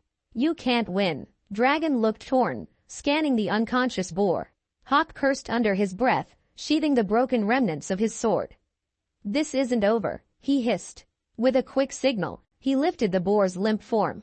The two conscious Anbu disappeared into the night, presumably to get medical help and report back. Naruto exhaled heavily, sinking to his knees as the golden aura flickered out.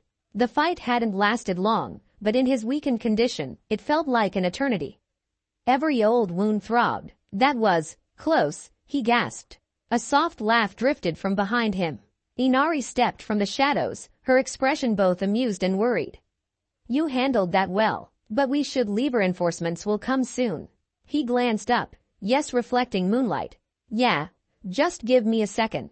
A wave of nausea rolled through him, the aftereffects of tapping into new powers too quickly. Inari moved closer, kneeling beside him. Her gentle hands brushed over his forearm, channeling a soothing trickle of energy that calmed his racing pulse. She smiled. Come with me. I know a place you can rest and learn to wield our blessings without straining yourself.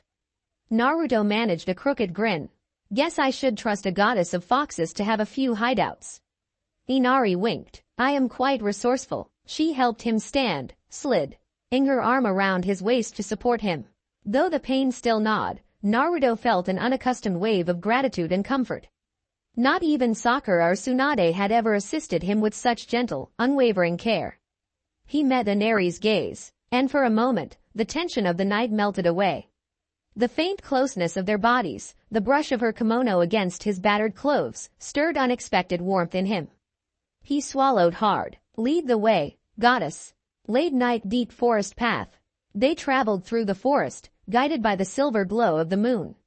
Inari remained visible, though her form occasionally flickered as if reality itself couldn't fully accommodate her divine presence.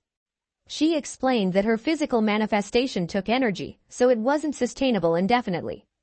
But for now, she chose to walk beside him.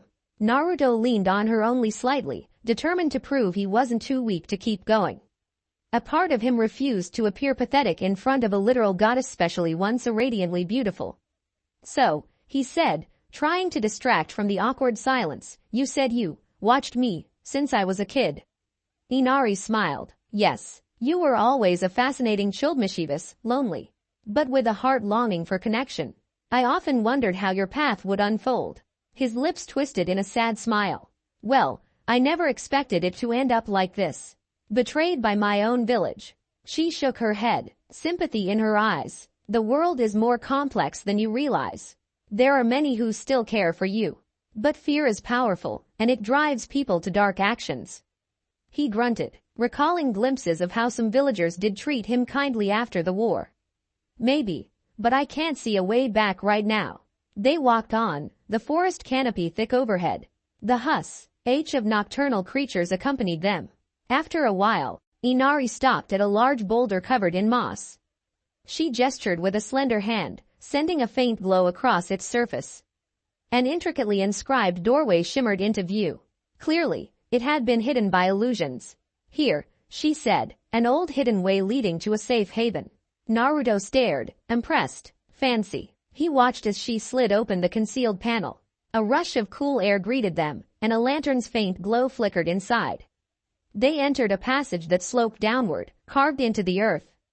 The walls were smooth stone, etched with swirling patterns reminiscent of fox tails and wheat stalks. Inari's dual domains. At the end, they emerged into a cozy chamber with a simple bedroll, a small table, and a softly glowing orb set in a niche for light.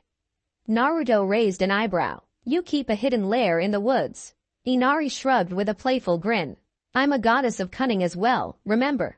I have shrines and sanctuaries scattered all over the elemental nations. You never know when you might need a quiet spot to rest. He let out a breathy chuckle and collapsed onto the bedroll. Exhaustion weighed heavily on him. Thanks, he murmured, eyes half-lidded. Never thought I'd get help like this. Inari knelt beside him, carefully removing the battered remnants of his jacket to inspect his injuries. Think of it as the start of a partnership. We need you, Naruto, just as you need us. A flicker of emotion crossed his face. Gratitude, confusion, maybe even a hint of affection. He found himself struck by her kindness, so different from the cruelty he'd just endured. And she seemed genuinely concerned about his well-being. Her slender fingers brushed across a still bleeding laceration on his shoulder. Naruto winced. Inari whispered a few words, summoning a gentle glow that stitched the wound closed in a matter of moments, leaving only a faint scar. Your mortal flesh is still quite resilient, she noted softly, but it will take time to fully recover. Healing everything at once would draw too much divine energy. She lowered her gaze, a slight blush on her cheeks. I'm sorry, I can't do more. Naruto's eyes softened. This is already more than I ever had. He noticed the way she looked genuinely pained by his suffering. An impulse made him reach out and gently clasp her hand. Thank you. She blinked, cheeks coloring slightly. Their gazes locked for a heartbeat that felt oddly charged. Perhaps it was the exhaustion, or the swirling gratitude, but Naruto felt a sudden urge to express the warmth he felt for her. Before he could overthink it, he leaned in and pressed a quick, tentative kiss to her cheek. Inari froze in surprise, eyes wide. Then a musical laugh bubbled up in her throat. She touched the spot he'd kissed and smiled. Bold, aren't we? Naruto's face burned. Sorry. She waved off his apology with amusement. A mortal champion with confidence. I like that. She placed a gentle hand on his cheek in return. Rest, Naruto. We'll have much to discuss in the morning. He nodded, letting weariness take over. As he slipped into sleep, he felt a comforting presence close beyond that made him think maybe, just maybe, a new kind of bond was forming. Something beyond duty or pity. For the first time since fleeing Konoha, he felt wanted. A Nari's sanctuary early morning. A faint tea light from the glowing orb replaced the natural dawn. Naruto woke with minimal pain, though his muscles remained stiff. Stretching out, he noticed Inari wasn't in the chamber. She had likely retreated to her own realm or stepped outside. He tested his chakra again, forming a small sphere in his palm. The typical Rasengan swirl took shape, the gold accents danced along its edges, shifting the pitch of the energy. It felt more stable than last night but still different from his usual jutsu. He let it dissipate slowly, marveling at the potential. So, a goddess has effectively bestowed me a new wellspring of power. Actually, multiple goddesses. He shook his head in awe. A month ago, he had wanted nothing more than to train as a normal shinobi, aiming for Hokage. Now, he was on a path that might elevate him beyond anything he imagined at the cost of losing the village he loved. His thoughts roamed to the future. What if the other nations hear about this? Could I turn to Suna or Kiri for help? But then he remembered how widely the 5 great nations still feared the tailed beasts. They might view him as an asset to be controlled, or a threat to be eliminated, much like Konoha's council did. A bitter resolve tightened in his chest. I won't let anyone chain me again, he muttered under his breath. If I have this divine power, I'll use it to carve my own path, protect those who deserve it, punish those who betray trust. That's my choice. Outside the sanctuary, fresh air. Stepping out into the forest, Naruto inhaled the crisp morning breeze. His body was still covered in bruises, but the worst wounds had closed. He noticed Inari perched on a low branch of an ancient pine, gazing at the rising sun. Her kimono gleamed in the light, giving her an ethereal look. You're up early, he called, approaching. She glanced down, smiling. Goddesses don't need much sleep. Besides, I wanted to check if any squads were prowling nearby. It seems we're safe for the moment. The ones who fought you last night likely had to retreat to Konoha for treatment. Naruto nodded, relief and caution mingling. That won't last. They'll be back with more. Inari gracefully hopped down, landing without a sound. We should move eventually. But first, you need more training in harnessing your new powers, otherwise you'll burn yourself out. He chuckled, though tension threaded his voice. Right, so how does one train in divine powers, anyway? Quote, she beckoned him to follow her deeper into the woods. It starts with understanding each goddess's domain. Amaterasu grants you destructive fire, radiant energy, and direct power. Tsukuyomi aids illusions, serenity of mind, and illusions that can bend reality. My domain includes cunning, transformation, and synergy with fox spirits. He found it surreal to hear these powers laid out so casually. So, you all share a chunk of your essence with me. Inari nodded. Precisely. But it's not infinite. Think of it as a reservoir that replenishes slowly, separate from your normal chakra pool. If you overuse it, you'll experience something akin to spiritual exhaustion, much worse than typical chakra depletion. Naruto frowned. Then I gotta learn to balance my own chakra with the divine stuff. Like mixing sage chakra, maybe, he mused, recalling how balancing nature energy could be tricky. She paused by a small clearing ringed with tall cedar trees. We can try some basic exercises. Summon your golden aura, see how long you can maintain it. Let's test your illusions next. Naruto scratched his head. Illusions. Genjutsu was never my strong suit. He recalled how easily he used to get caught in them as a genin. Inari's lips curved. This is different. You have Tsukuyomi's blessing, and I can amplify illusions related to fox trickery. It's less about textbook genjutsu and more about shaping reality around you through divine influence. Let's start simple. She reached for his hands, guiding them together as if in a prayer seal. Close your eyes. Focus on the golden thread that links you to Tsukuyomi. Command it to create a harmless illusion. Something small. Naruto felt his pulse quicken. He shut his eyes, searching inward. He envisioned a swirl of silver moonlight within the gold. Recalling Tsukuyomi's serene presence, slowly, he coaxed that strand forward, mentally picturing a duplicate of himself. A hazy feeling prickled across his skin. When he opened his eyes, he gasped. Standing a few feet away was a perfect image of himself, copying his posture. It flickered faintly, but it was far more solid than any basic clone jutsu. Even Inari looked momentarily impressed. Not bad, she complimented. Now, move it, make it walk or speak. Naruto willed the illusion forward. The doppelganger took 2 steps, lips parting as if to say something, but then it stuttered, glitching in midair before collapsing into golden sparks. He blew out a frustrated breath. I almost had it. Inari nodded calmly. You did well for a first attempt.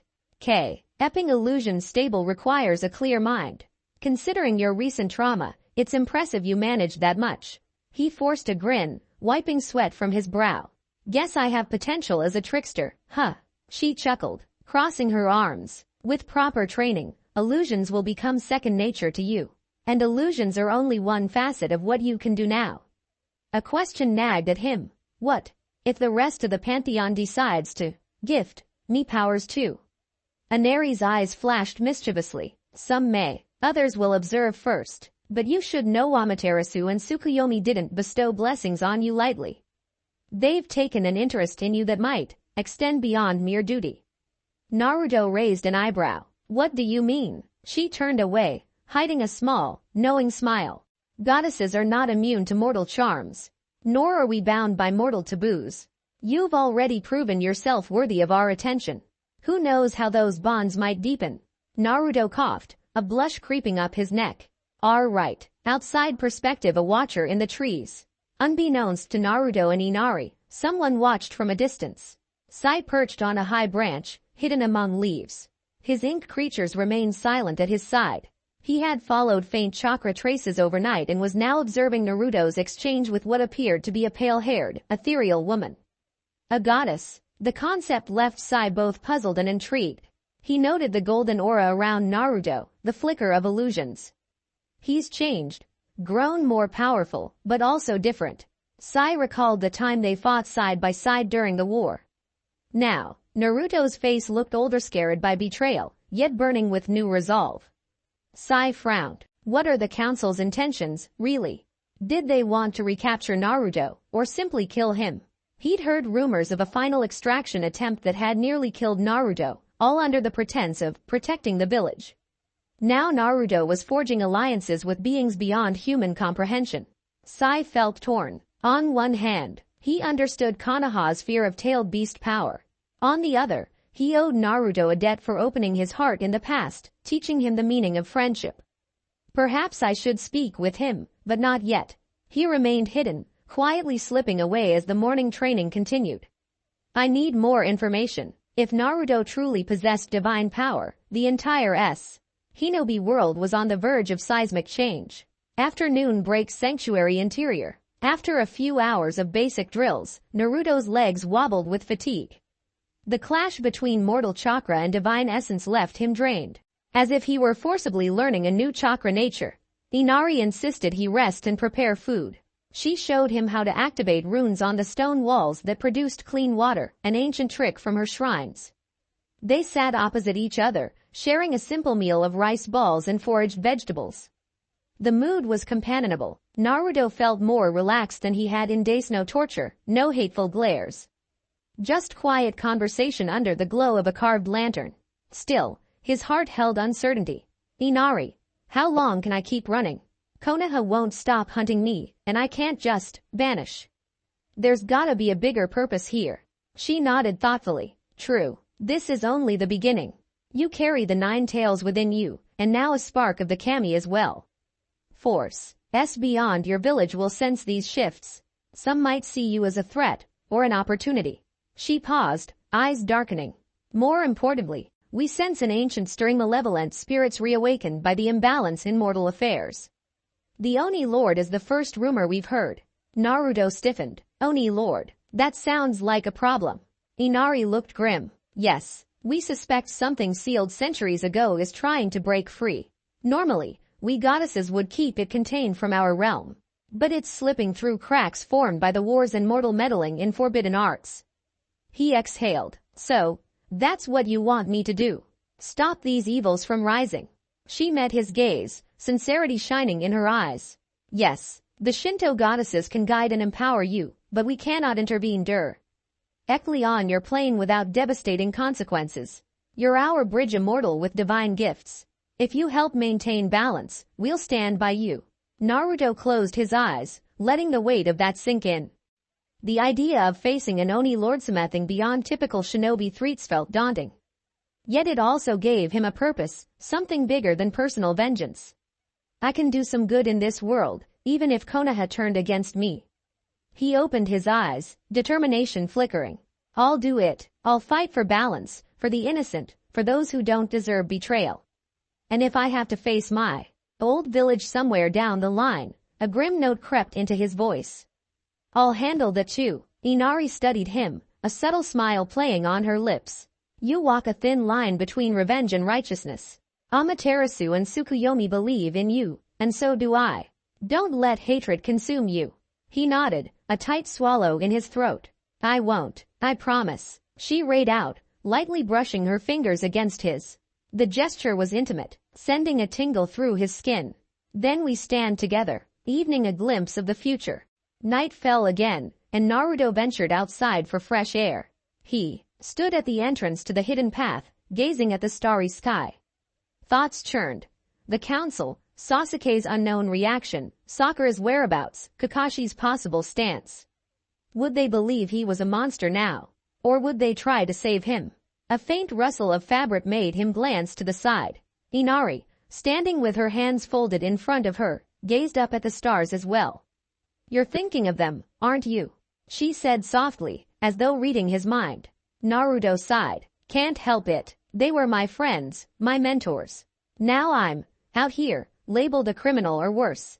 A bitter laugh escaped him. Life sure took a weird turn. Inari stepped closer, her shoulder brushing his. Sometimes the worst betrayals lead to new paths. Paths that might bring greater strength and deeper connections. He turned to her, heart twisting. I've always wanted to protect people, but I also want them to see me for who I am.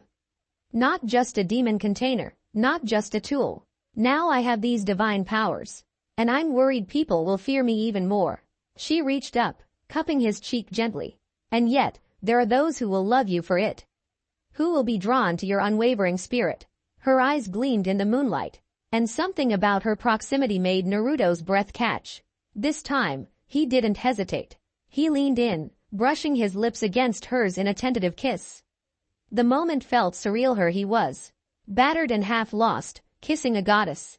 But she responded, warmth blossoming between them. Her delicate hand slipped around his back, drawing him closer. Their kiss deepened briefly, both tasting the current of newfound affection and shared resolve. When they parted, a faint blush dusted Inari's cheeks. She let out a small, breathless laugh. You really are bold, mortal champion. Naruto's heart pounded. I guess so, he managed with a grin, still slightly dazed. The swirl of desire and gratitude tangled inside him. The night air felt charged. Neither spoke for a while, simply standing there. breathing in each other's presence. Eventually, Inari rested her head on his shoulder, and Naruto wrapped an arm around her. It was a quiet moment of solace in the midst of chaos, a reminder that even with everything stripped away, he could still find small sparks of joy. Konoha reaction far away in the night. Meanwhile, back in the Hidden Leaf, certain factions scrambled to contain rumors. Elders insisted that Naruto had gone rogue, that he posed a danger. Some shinobi questioned the official story, remembering how Naruto had fought valiantly to save them all. Whispers of discontent spread among the populace. A few called for Naruto's safe return, others demanded he be eliminated. Tension simmered, awaiting a spark. And somewhere in the silent corridors of the Hokage's mansion, a dimly lit room housed Tsunade, forcibly kept under medical sedation by council loyalists. Her fists occasionally clenched in restless dreams, as if unconsciously sensing that Naruto needed her. If she could awaken and rally her supporters, the entire dynamic might shift. End of Chapter 2. Chapter 3. Meeting the Sun and Moon. Deep in the pine-scented forest, the eerie quiet of night settled over Inari's hidden sanctuary. Hours after their makeshift dinner and stolen moments of gentle intimacy, Naruto's mind stirred with dreams that felt more like beckoning visions. A thread of moonlit silver and sunlit gold wove through his subconscious, calling him towards something he couldn't yet name. Early morning Inari's sanctuary. He jolted awake at dawn, sweat clinging to his forehead. The winding pattern of fox carvings on the stone walls seemed to shift in the flickering light of the glow orb. For a moment, he half expected to see Inari curled at his side, but she had departed sometime during the night. Presumably to scout the surrounding woods again. Sitting up on the bedroll, Naruto flexed his aching arms. The aftereffects of yesterday's training still lingered, but he felt stronger, fueled by the memory of Inari's healing touch. More than that, a subtle hum of energy coiled in his core, urging him to move, to grow, to push his new powers further. He pressed a hand to his chest. Amaterasu, Tsukuyomi, he murmured. Their names echoed in his thoughts, stirring the golden and silver energies that had saved his life. Although he'd already accepted their blessing, he sensed there was more deeper communion or some kind of formal acknowledgement waiting for him. With a groan, he stood and gathered what few belongings he had. A fresh set of clothes Inari had scrounged from some stash. Dark slacks and a sleeveless shirt replaced his shredded orange uniform. As he dressed, he felt strangely foreign to himself. Gone was the carefree shinobi in bright colors. In his place stood someone sharper, haunted, and newly empowered. Outside the sanctuary forest clearing, he found Inari not far from the hidden entrance, perched on a boulder and gazing toward the rising sun. Her face glowed in the pale light, accentuating the gentle cunning in her features. She turned and smiled softly. "Morning, mortal champion." Naruto chuckled at the teasing lilt in her voice. "Morning, fox goddess." She hopped down and approached. "Did you rest well?" He nodded, then hesitated. "I dreamed of Amaterasu and Tsukuyomi. It felt like they were calling me."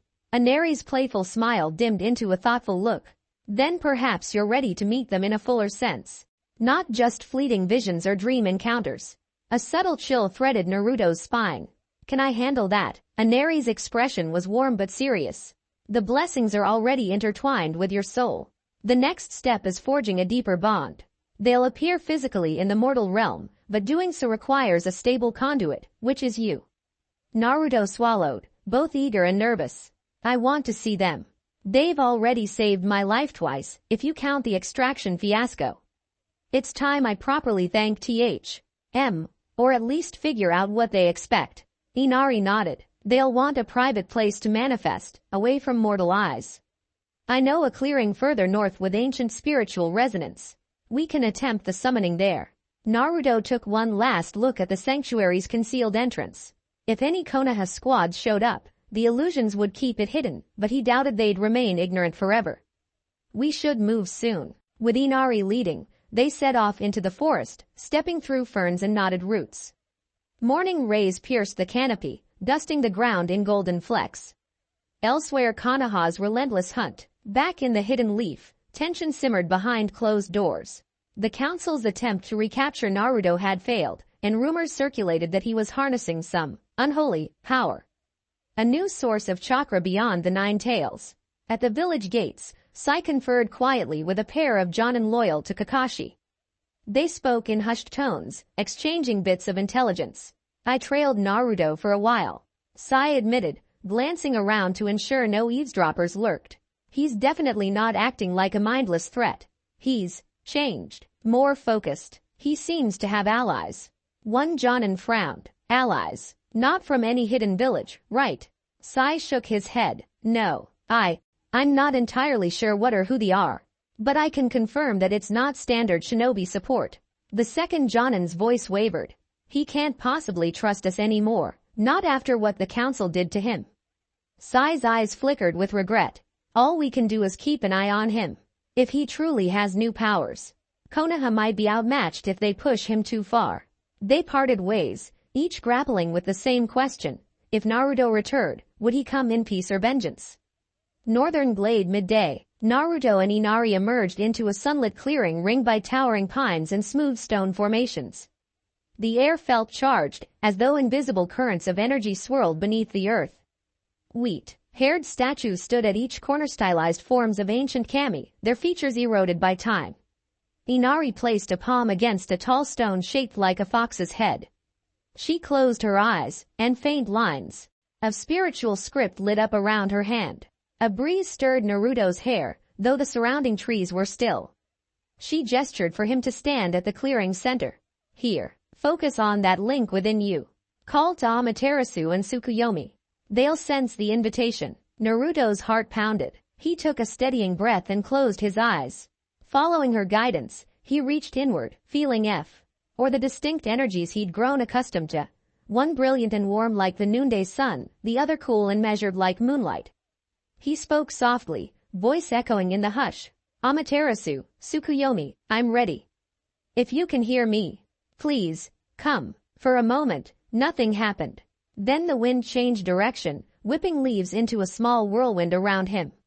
Naruto opened his eyes. A ring of golden motes shimmered near the left side of the clearing. On the right, silvery sparks glowed.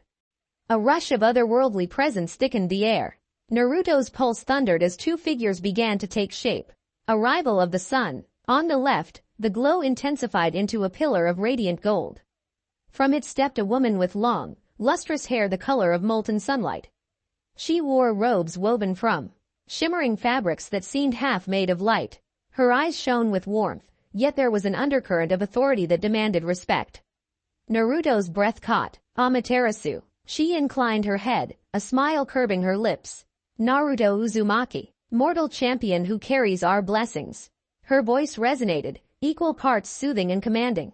Arrival of the moon. On the right, silvery sparks coalesced into a taller, slender figure robed in midnight blue silk. Her hair fell in a dark cascade, nearly blending with the shadows except for the faint glow outlining each strand. Though her face was calm, her eyes gleamed with an ancient wisdom that sent a chill across Naruto's skin. He recognized the presence instantly. Tsukuyomi. She offered a respectful nod. You called, and we answered. Stunned greetings. Naruto stood there, heart thudding in awe as he beheld them side by Citizen and Moon Incarnate. Inari observed from the edge of the clearing, smiling, though she also bowed her head in deference to her sisters. Amaterasu approached first, each step leaving faint motes of golden light drifting behind her. She reached out, brushing the back of her hand across Naruto's cheek. Why, oh, suffered wounds both physical and spiritual, yet still you stand. Your resilience draws us. A wave of warmth suffused Naruto at her touch, and he felt a subtle healing force coursing through his tired muscles. It wasn't a complete restoration, more like a gentle renewal.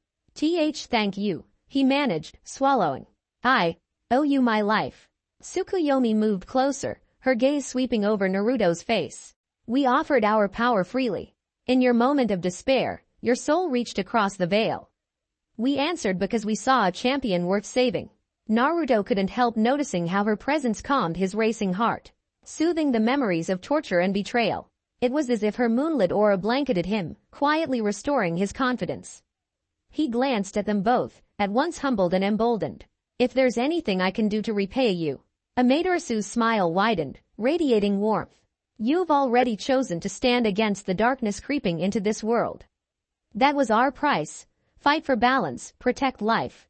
and show mortals there is still hope. Tsukuyomi added, we ask only that you remain true to your core, even as vengeance tempts you. Your mortal heart is precious, do not let hatred twist it beyond recognition. Naruto heard the echo of his own inner struggle. He nodded slowly. I'll try. I won't pretend I'm not angry, but I don't want to become something worse than my enemies. Insight and warning. The conversation shifted as Inari stepped closer, addressing her sisters. I've told him about the Oni Lord's rumored awakening. We believe it won't be the last threat tied to this spiritual imbalance. Amaterasu's expression darkened. The Oni Lord, an ancient scourge once sealed by the collective power of several kami. If that seal weakens fully, entire lands could be consumed by malevolent energies. Tsukuyomi's voice was calm but grave. We sense the cracks forming, especially after your world's recent war. Mortal conflicts erode spiritual boundaries. Naruto clenched his fists. So, all this was set in motion after the war with Madara and Kagaya. Amaterasu nodded. Yes, the repeated upheavals have weakened ancient wards in places, allowing old evils to stir. Her gaze flicked to Naruto's. We intend for you to be the spearhead against such threats. Inari touched Naruto's shoulder. We'll guide you. You won't fight alone. A glimpse of their power. To illustrate the scope of divine might, Amaterasu raised a hand. A small orb of radiant fire blossomed in her palm, pulsing with the intensity of a miniature sun. The air crackled, and Naruto instinctively shielded his eyes. Even from several paces away, he could feel the raw, searing power. She closed her fist, making the sphere vanish. That is a fraction of my solar aspect. Wielded improperly, it could burn entire armies. Handled with precision, it becomes a tool of healing warmth and light. Tsukuyomi followed by lifting her own hand, conjuring a sphere of what looked like liquid moonlight. Silvery illusions danced within, each shape shifting from graceful animals to half-formed silhouettes of people. Naruto could hardly tell reality from phantasm. This is the essence of dreams, illusions, and hidden truths. Tsukuyomi explained. We've already shared a spark of this with Use it wisely. Naruto watched, entranced. I never imagined seeing something like this outside bedtime stories. Amaterasu's eyes gleamed with gentle pride. The mortal realm rarely glimpses our true faces. But for you, champion, we'll show more. We want you to understand the nature of your new gifts. Quiet understanding and flashes of attraction. The conversation turned personal when Amaterasu's golden gaze met Naruto's. She stepped closer, reaching up to trace her fingertips over the faint scars on his face. The gesture was intimate, and Naruto's breath caught, an unexpected flush heating his cheeks. He realized, with a jolt, that these two deities were not emotionless presences. They radiated warmth, empathy, and a distinct feminine allure that made his heart pound. Inari had hinted that goddesses were not immune to mortal charms. Seeing Amaterasu and Tsukuyomi so close, each radiating her own soft magnetism, drove that point home. Amaterasu spoke quietly. We watched you endure torment. Your pain struck chords in us we did not expect to feel. Her voice quivered with undisguised concern. Tsukuyomi's dark eyes slid from Naruto to Inari, a hint of curiosity in their depths, as if noticing the new closeness between Naruto and her fox sister. She turned back to Naruto. Perhaps we all share more than a mere contract for protecting the world. Naruto felt an odd wave of embarrassment mixing with admiration. He stammered, I appreciate all of you. He cleared his throat. I mean, not just for saving my life, but for seeing me as more than a monster. That's more than I ever got from my own village. A moment of weighted silence fell. Inari, standing off to the side, flashed him an amused smile. As if to say I told you so. Demonstration of the bond. Amaterasu gently took Naruto's right hand. Let us formalize our bond in a small ritual. Nothing complicated, just a seal to better harmonize our energies. Tsukuyomi stepped forward, sliding her hand over Naruto's left. You'll feel your gifts stabilize. Your illusions, your light-based powers, your synergy with Inari's fox domainal of it will meld seamlessly. Quote. Naruto swallowed, nodding. I'm ready. The two goddesses faced each other across from Naruto, each holding one of his hands. Inari positioned herself behind him, placing her palms lightly on his shoulders. A silent wave of spiritual energy surged through the clearing, stirring the pine needles in a gentle swirl. Amaterasu's robe glimmered brighter, Tsukuyomi's silver aura intensified. Naruto felt a tug in his chest, like a door opening wide. A dazzling burst of half sunlight, half moonlight cascaded over him, weaving into the golden spark within his core. His vision blurred. For a heart-stopping moment, he glimpsed cosmic vistastars swirling in patterns he didn't recognize, a grand tapestry of deities observing from beyond mortal ken. Then it receded, leaving him gasping. The swirl of energy settled, and Naruto stood panting lightly, a faint ring of gold-and-silver script now etched across his forearms. They glowed for a moment, then faded into his skin. Amaterasu and Tsukuyomi released his hands. Inari let go of his shoulders, stepping around to see his face. "You okay?" Inari asked. Naruto managed a wide grin, though he looked overwhelmed. "Yeah, just a lot to take in." He gazed at the half-hidden symbols on his arms, feeling them resonate with each heartbeat. "This is incredible." Amaterasu beamed. "You are now more closely attuned to our domains. You'll grow into these powers quickly. But mindful mortals rarely handle divine gifts without consequences." Tsukuyomi's voice was calmer. "Temper your ambition with wisdom, Naruto. You've experienced the cruelty of man firsthand. Don't become a harbinger of greater suffering." He nodded, expression sobering as Konoha's betrayal flashed in his mind. He forced that anger down, steeling himself. "I understand." An unexpected disruption. Just as the ritual concluded, a loud crack echoed from somewhere in the forest. Birds scattered into the sky, cawing in alarm. Naruto snapped to attention, scanning the tree line. "Did you hear that?" Inari frowned, stepping forward. "I sense hostile intent." A pulse of chakra rippled through the air, followed by muffled shouts. Amaterasu and Tsukuyomi exchanged a look, and the sun goddess sighed. "Mortals, no doubt, drawn by your energy." Naruto's jaw clenched. "Probably another Konoha squad or rogue hunters." Inari motioned for him to stay put. "Let me check." She vanished in a blur of golden foxfire. With Inari gone, Naruto found himself alone with the two greater goddesses, tension rising in the clearing. He glanced apologetically at them. "I'm sorry if it's Konoha. They won't hesitate to attack." Amaterasu waved a hand, weaving a flicker of light around her slender fingers. "No need to apologize. Our presence in the mortal realm often stirs conflict. If they threaten you, they threaten us." Tsukuyomi's eyes narrowed. "We will not allow them to harm our champion." A spike of gratitude and protectiveness flared in Naruto. He'd spent so long depending on himself, or on a select few friends. Now he had literal goddesses willing to shield him. It felt surreal and comforting. Clash in the pines. Moments later, the tree line erupted in a flurry of motion. Inari reappeared, dashing backward into the clearing with a swirl of conjured illusions trailing her feet. Three masked figures defiantly Konoha and burst through after her. Their formation was tight, each brandishing blades or ninjutsu. Naruto's stomach twisted. Again, he recognized at least one of the masks from the attempted capture near the shrine. They must have tracked him here. The lead operative barked, "Naruto Uzumaki. Stand down and come with us. There's no need for further violence." Naruto stepped forward, adrenaline surging, the new seal on his arms tingling. "Oh, is that so? Last time you said that, you tried to tear the nine tails out of me."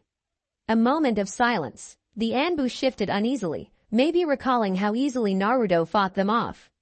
"There." Captain glanced warily at Amaterasu and Tsukuyomi, clearly not ordinary mortals. But he swallowed and held his ground. "We have orders. Return quietly to Konoha. You can still avoid worse outcomes." Naruto's anger sparked, but the memory of Tsukuyomi's words didn't give in to hatred cooled him enough to speak levelly. "Your council wants me dead or powerless. There's no place for me in Konoha." He raised his voice. "Leave now. This is your only warning."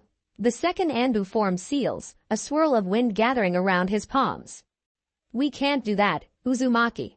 You're a threat." Before Naruto could react, Amaterasu stepped in front of him, her figure blazing with golden luminescence. Her eyes flashed, and an arc of brilliant fire flared out, sweeping the ground like a scorching blade. The Anbu scrambled to dodge, eyes wide with alarm. The heat singed the edge of their masks, forcing them to jump back. In that instant, Tsukuyomi moved as well. Her presence seemed to flicker, and suddenly, illusion wrapped the clearing in a haze of moonlit shimmer. One Anbu cried out, spinning in confusion, attacking a phantom target that vanished. Inari joined the fray, weaving illusions that masked Naruto's position. The pines reverberated with half-seen shapes, guiding the Anbu strikes astray. Naruto watched in awe. The goddesses' combined efforts overwhelmed the intruders without Naruto even needing to lift a finger. He clenched his fists, torn between relief and the strange guilt of fighting fellow shinobimen who might have been colleagues once. Finally, one of the Anbu roared, "Fall back. We can't fight illusions like this." They started a hasty retreat, knowing they were outmatched. But as they darted into the forest, one turned and hurled a volley of kunai at Naruto. Naruto reacted instantly, harnessing the new synergy in his body. He flared the gold-and-silver energy along his right arm, conjuring a fleeting barrier reminiscent of sunlight. The kunai clanged harmlessly off, scattering in the grass. In seconds, the masked ninja were gone, leaving only the acrid scent of scorched bark and the swirl of illusions dissipating in the clearing. Aftermath and reflection. Naruto stood there, heart pounding. He forced a laugh that came out shaky. That was new. He turned to Amaterasu and Tsukuyomi, who remained utterly unruffled. "Thank you." Amaterasu lowered her blazing aura. "They were persistent, but not truly dangerous to us." Tsukuyomi stepped close, her voice filled with quiet caution. "Still, they'll report back. Expect more attempts." Naruto's jaw tightened. "I won't hide forever. If the council wants me, I'll face them on my own terms when I'm ready." Inari joined them, her illusions fading around her like dispersing mist. "Your friends in Konoha should realize soon enough that open conflict is foolish." Naruto hoped so. He caught his breath, gazing at the retreating swirl of dust in the forest. Then he remembered the bigger threat. And that Oni Lord. If it really awakens, a few Anbu hunts will be the least of our worries. Amaterasu nodded gravely. "We mustn't lose sight of that. Your training will need to intensify. Time may be shorter than we think." Small moments of closeness. Stepping away from the patch of scorched ground, Naruto and the three goddesses regrouped near a cluster of mossy rocks. The adrenaline from the brief clash ebbed, leaving Naruto's limbs heavy. Despite that, his newly forged bond with Amaterasu and Tsukuyomi flooded him with a subtle sense of belonging. In the hush, Amaterasu placed a gentle hand on his shoulder. "The mortal realm is harsh more so for you now. But remember, you have us."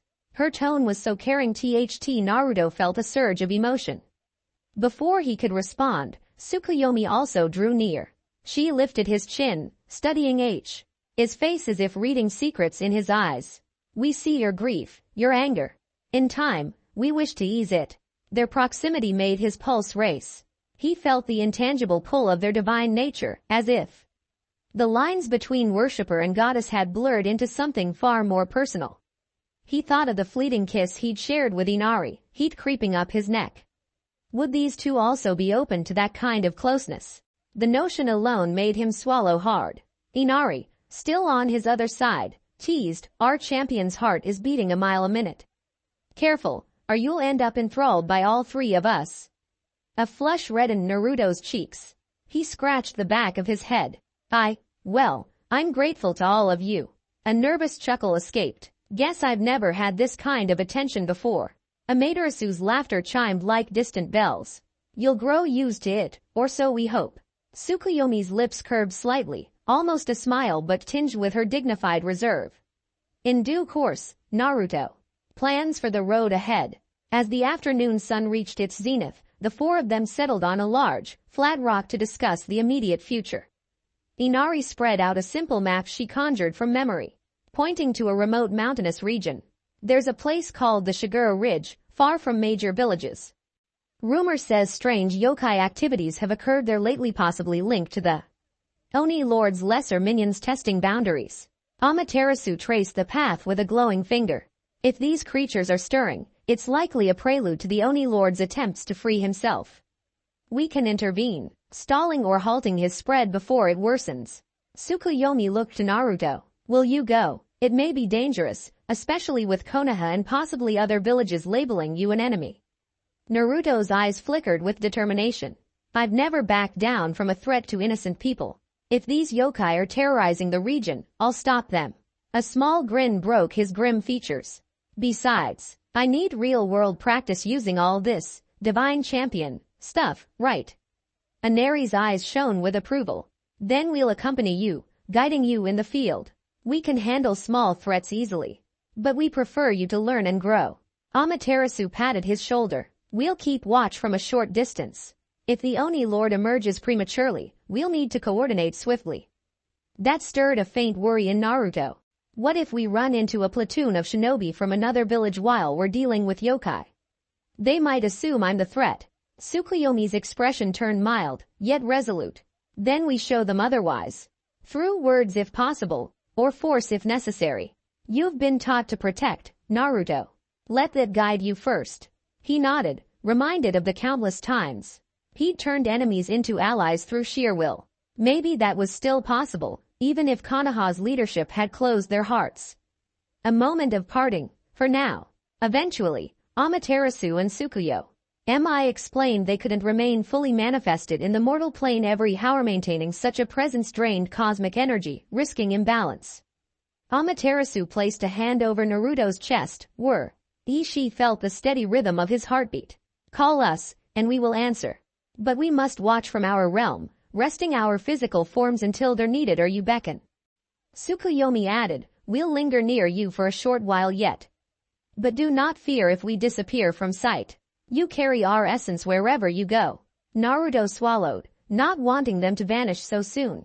After feeling the warmth of their presence, the idea of them leaving left a hollow ache in his chest. But he understood. All right, thank you. Again, both deities stepped back, luminous robes billowing in an unseen breeze. Each gave him a final, knowing look promising they'd return whenever he reached out. With that, their forms began to dissolve into motes of gold and silver light, drifting skyward and vanishing among the pine branches. Inari watched them go, a soft smile lingering on her lips. We're all connected now, Naruto.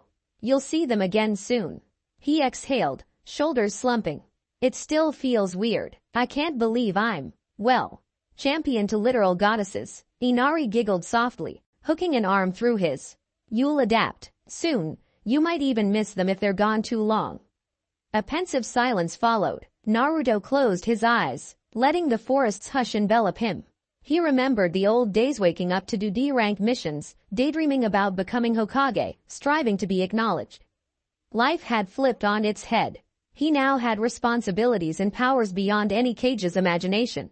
Ready to move on. Later that afternoon, they packed what little gear they had, some food rations, water containers, and a map of the route to Shigura Ridge. Inari pointed toward a winding path leading deeper into the thick forest. Konoha's watchful eyes probably won't extend too far beyond the main trade routes. We should avoid roads and move quietly for a few days. Naruto adjusted the straps of his small pack. Fine by me. I'm used to traveling light. Before they departed, he turned in the direction where the Anbu had fled. Something inside him wished he could avoid further conflict with old comrades, but the sting of betrayal refused to vanish. If they came for him again, he wouldn't hesitate to defend himself or the goddesses that had become his allies. Inari seemed to read his expression. One step at a time, she murmured, placing a comforting hand over his. We have a bigger mission now. He squeezed her fingers gently, grateful for her presence. Right, let's go. They set off into the forest's heart, guided by the faint whispers of wind through pine needles and the abiding sense that, somewhere above, sun and moon watched over their every step. End of Chapter 3. Chapter 4. Shadows from the Past. The sun crept higher in the sky as Naruto and Inari made their way along an unmarked trail through the dense forest. Though morning light dappled across moss and rock, a chill threaded the air. Naruto wore a thoughtful frown, mind churned by questions of what lay ahead at Shigura Ridge. Inari walked quietly beside him, sometimes humming a soft tune that seemed to make birds gather on nearby branches.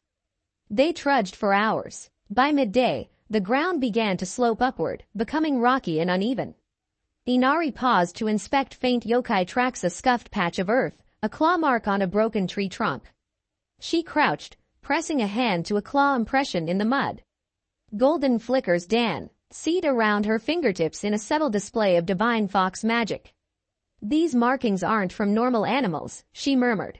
Smells like minor yokai. They're definitely active in this region. Naruto. Oh, remembered the talk about the Oni Lord's minions testing boundaries. The very idea sent a pang of both excitement and caution through him. Should we track them now? Inari stood, brushing dust from her kimono. We can't be certain how large the group is. For now, let's keep heading to that ridge. If these yokai roam too close, we'll handle them. Naruto nodded, forcing a small grin. Got it, one step at a time. But in truth, he felt on edge. Each scuffle with Konoha so far had ended in a hasty retreat or standoff. There was no guarantee that pattern would hold if bigger fish-like root squads or Jonin teams came calling. And that wasn't counting rogue shinobi from other villages who might catch wind of a godlike Naruto on the run. He exhaled, focusing on the faint hum of Amaterasu and Tsukuyomi's blessings in his core. That ever-present swirl steadied him, a reminder he wasn't alone anymore. Afternoon, a chance encounter. Around midday, they emerged from the deeper forest into a small meadow ringed by tall pines. Bright wildflowers painted the clearing in vivid blues and yellows. It would have been idyllic, except Naruto's senses pricked with caution. Something felt off. He held a hand out to halt Inari. We're not alone. As if on cue, a figure limped into view from behind a clump of bushes. It was a man in ragged travel clothes, hair unkempt and face smeared with dirt. He clutched his side as though wounded, staggering forward before collapsing onto one knee. Naruto exchanged a quick look with Inari. She shrugged, stepping to the side to circle around. Naruto approached more directly, careful not to let his guard down. Hey, he called, voice firm but not unfriendly. You okay? The stranger winced, looking up with wide eyes. I'm just a merchant. Got separated from my caravan. We were attacked by beasts, or demons, I don't know. He coughed, grimacing in pain.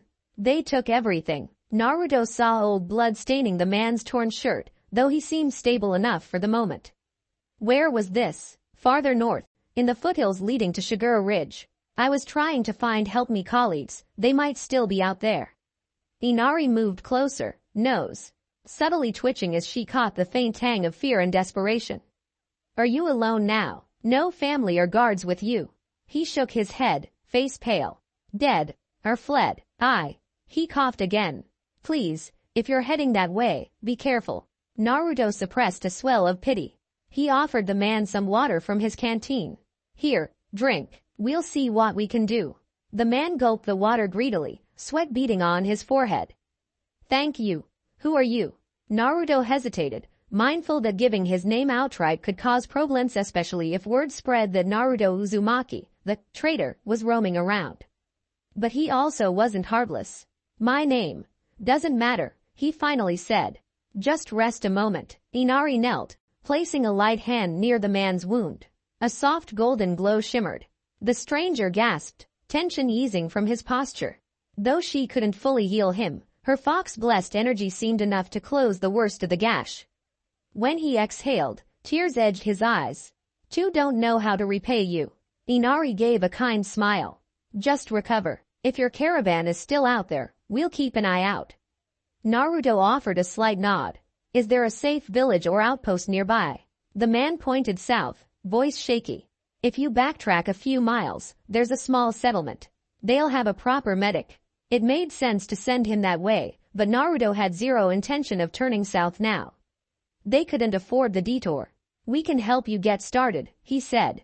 But we need to keep going north. The man nodded, eyes flicking between Naruto and Inari. I understand. Escort and crossroads. They walked with the merchant for half an hour, ensuring he could manage on his own. Inari conjured small illusions foxlights to light his path back to the main route. The man's gratitude spilled over into repeated bows. Though Naruto could see the flicker of confusion in his gaze, immortal woman conjuring illusions so effortlessly. Before departing, he gripped Naruto's forearm. I don't know what you two are, but you saved my life. Thank you. Naruto managed a soft smile. Take care of yourself, and watch out for yokai. The man gave a final nod and hobbled southward, leaning on a makeshift crutch. Naruto watched until he disappeared around a bend. Inari stood beside him, expression pensive. That was a small good deed, but it reminds me mortals out here are vulnerable if yokai roam freely. Naruto sighed. All the more reason to check Shigura Ridge fast. If caravans are being torn apart, it's only gonna get worse. Inari's eyes narrowed with resolve. Let's hurry. They set off again, forging their own path through the meadow and back into the sheltering pines, though now Naruto couldn't shake the sense of impending danger. Late afternoon, the first attack. As the sun dipped lower, painting the sky in hues of orange and purple, Naruto sensed movement in the undergrowth. At first, he chalked it up to normal forest animals. But after the third or fourth time, he froze. Inari, behind us. She nodded, lips tight, their footfalls stilled. The forest hush was almost eerie. A bush rustled to the left. Another swished to the right. Shadows seemed to lengthen in unnatural ways. Then they emerged. A pack of small yokai-gnarled, dog-like creatures with elongated claws and bristling tufts of fur that looked more like quills. Their eyes glowed a sickly green. 4, 5, maybe a dozen. Moving in skittish half-circles, cornering Naruto and Inari. Scouts, Inari muttered. They must have caught our scent. Naruto called forth a swirling surge of chakra. He found it Air now to weave threads of divine energy alongside his normal reserves. Flickers of gold danced around his forearms, the faint inscriptions from his pact with Amaterasu and Tsukuyomi glowing. Think we can scare them off?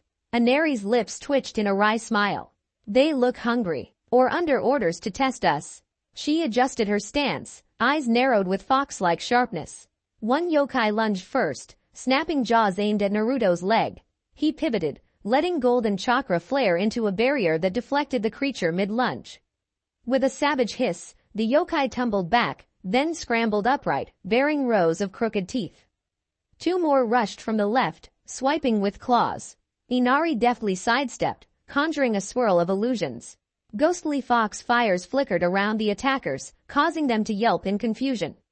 She followed with a sweeping kick, knocking one creature away.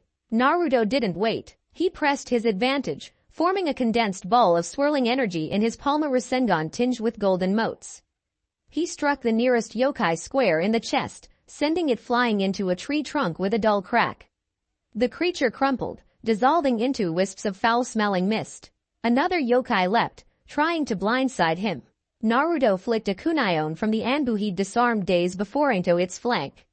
It screeched, vanishing in a puff of black vapor. Inari weaved behind him, illusions amplifying her agility. She landed a series of open palm strikes on the remaining beasts. Each blow glowed faintly. The yokai recoiled, body parts flickering as if losing cohesion, then collapsed into shadowy residues. A tense minute later, the forest fell silent again.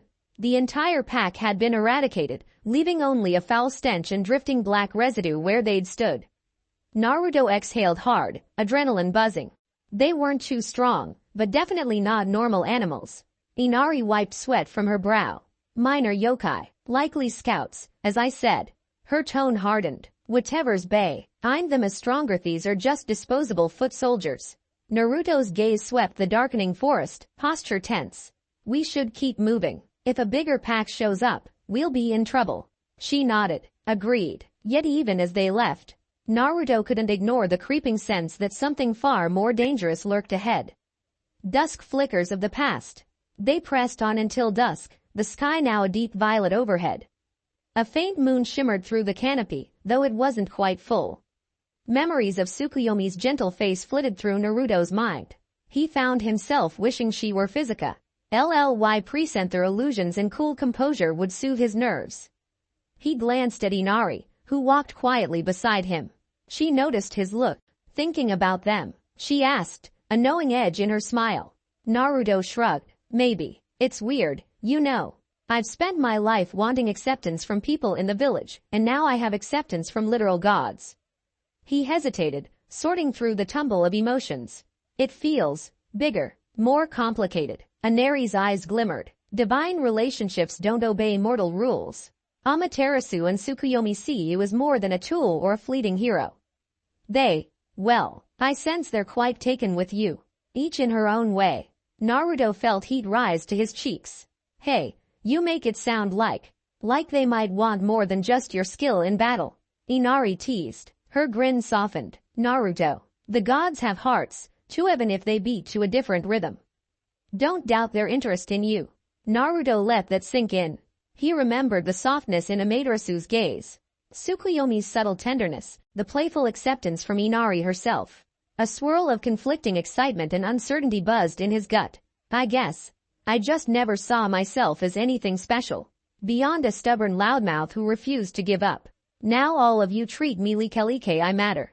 Inari slipped an arm around his waist, pulling him a little closer as they walked. The contact made his pulse jump.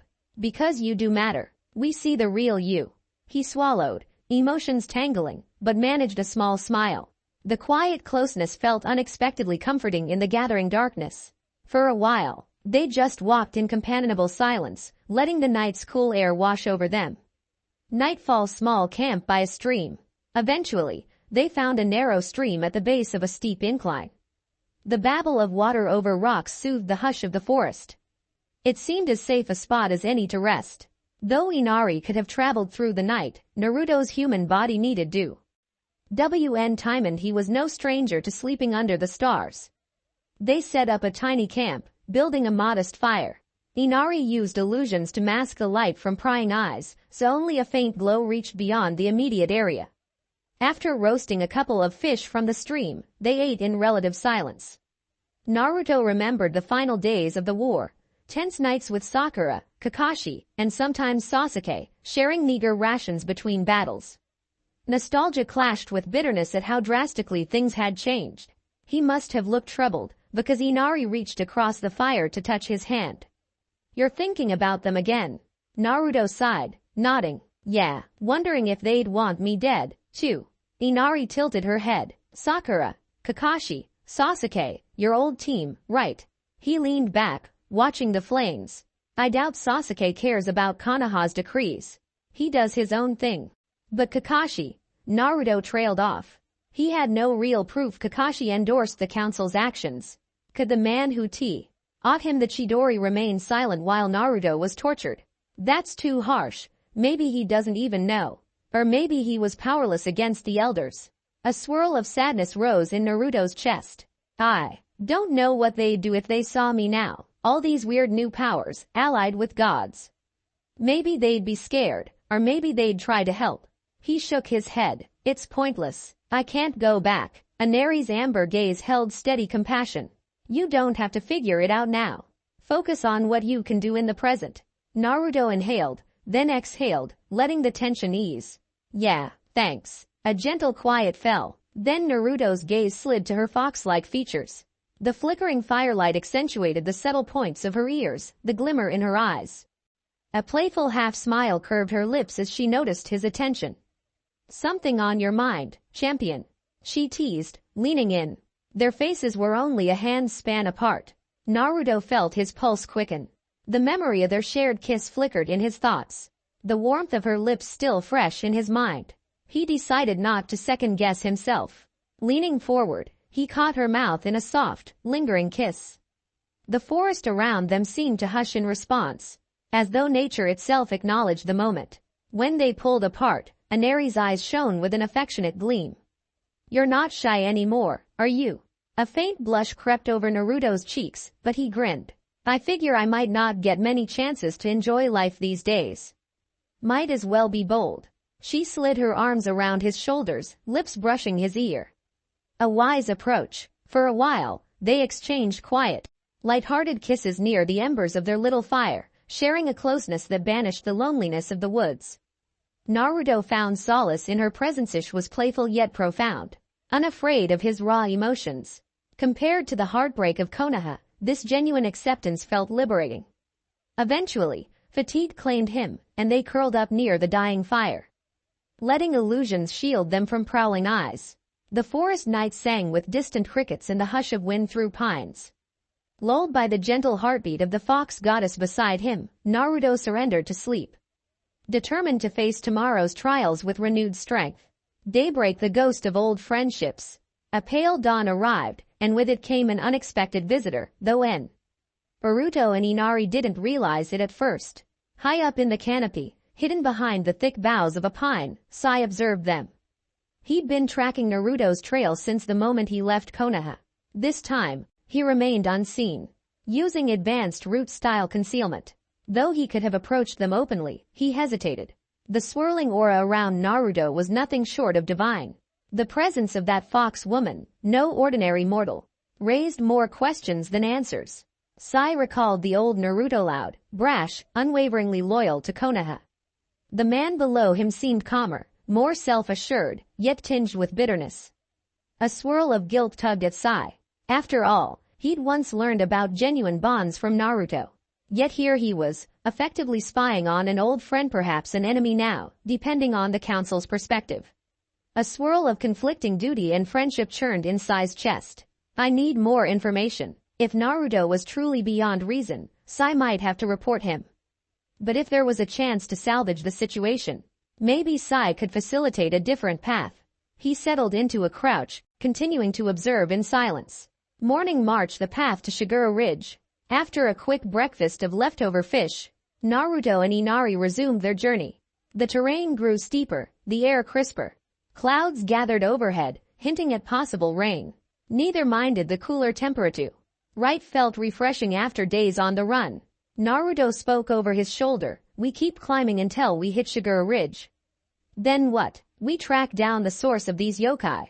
Inari nodded. "If the Oni Lord's influence seeps into our world, his lesser spirits will appear around rifts or old shrines used for dark rituals.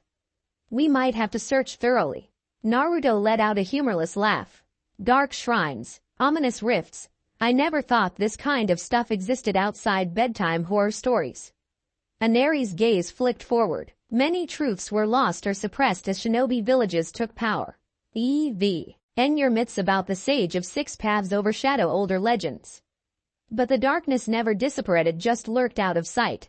He paused, placing a hand against a towering pine, trunk thick as a house. "Guess it's my job to face it now." She brushed her fingers across his, a reassuring gesture.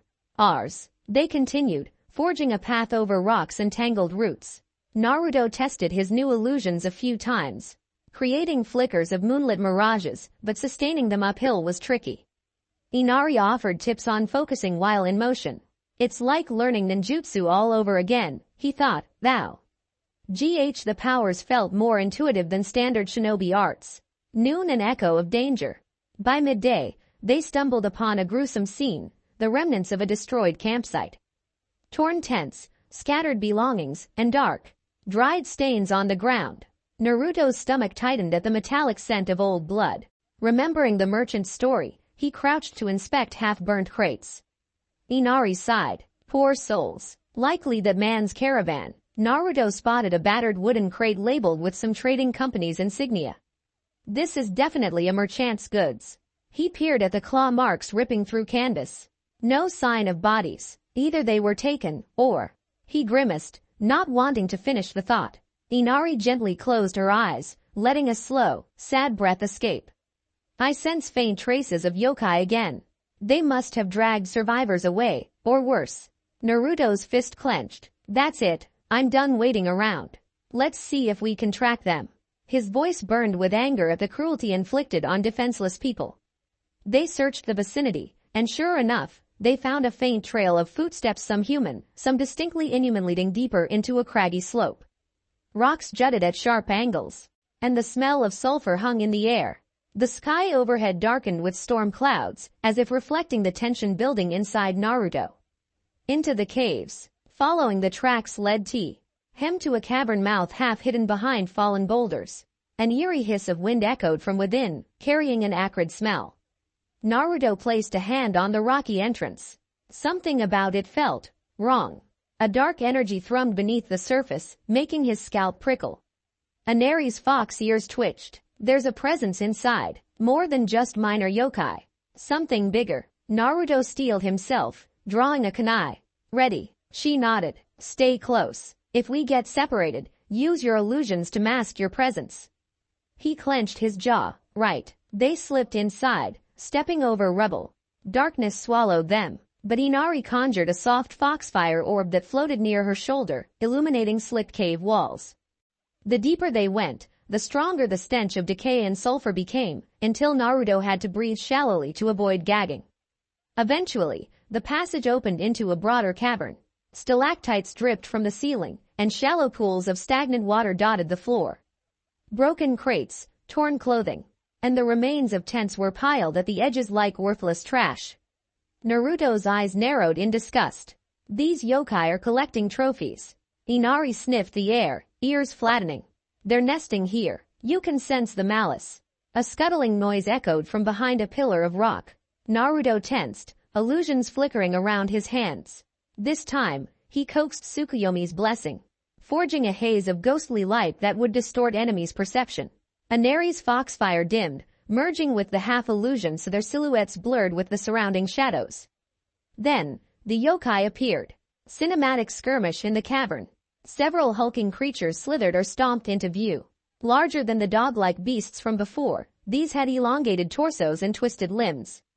Pale skin, half-rotten. Exposed black veins glowing with eerie red light. Their eyes burned with hunger. Naruto's illusions shimmered, causing the beasts to hesitate, unsure of where exactly he stood. With a swift hand sign, he condensed a sphere of chakra in his right palm, a new Rasengan infused with the golden hue of Amaterasu's domain. The swirling orb crackled, sending sparks dancing across the cavern walls.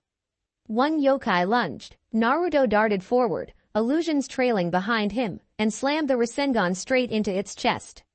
The creature howled as golden light tore through its body, dissolving it into black ash.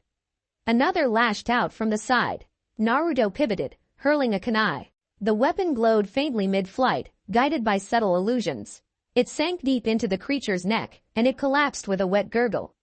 Meanwhile, Inari danced among three more yokai. Her illusions made her form flicker like a phantom fox, each step confounding the monster's swipes. When one got too close, she unleashed a slashing wave of foxfire that burned through decaying flesh. Another lunged, jaws snapping.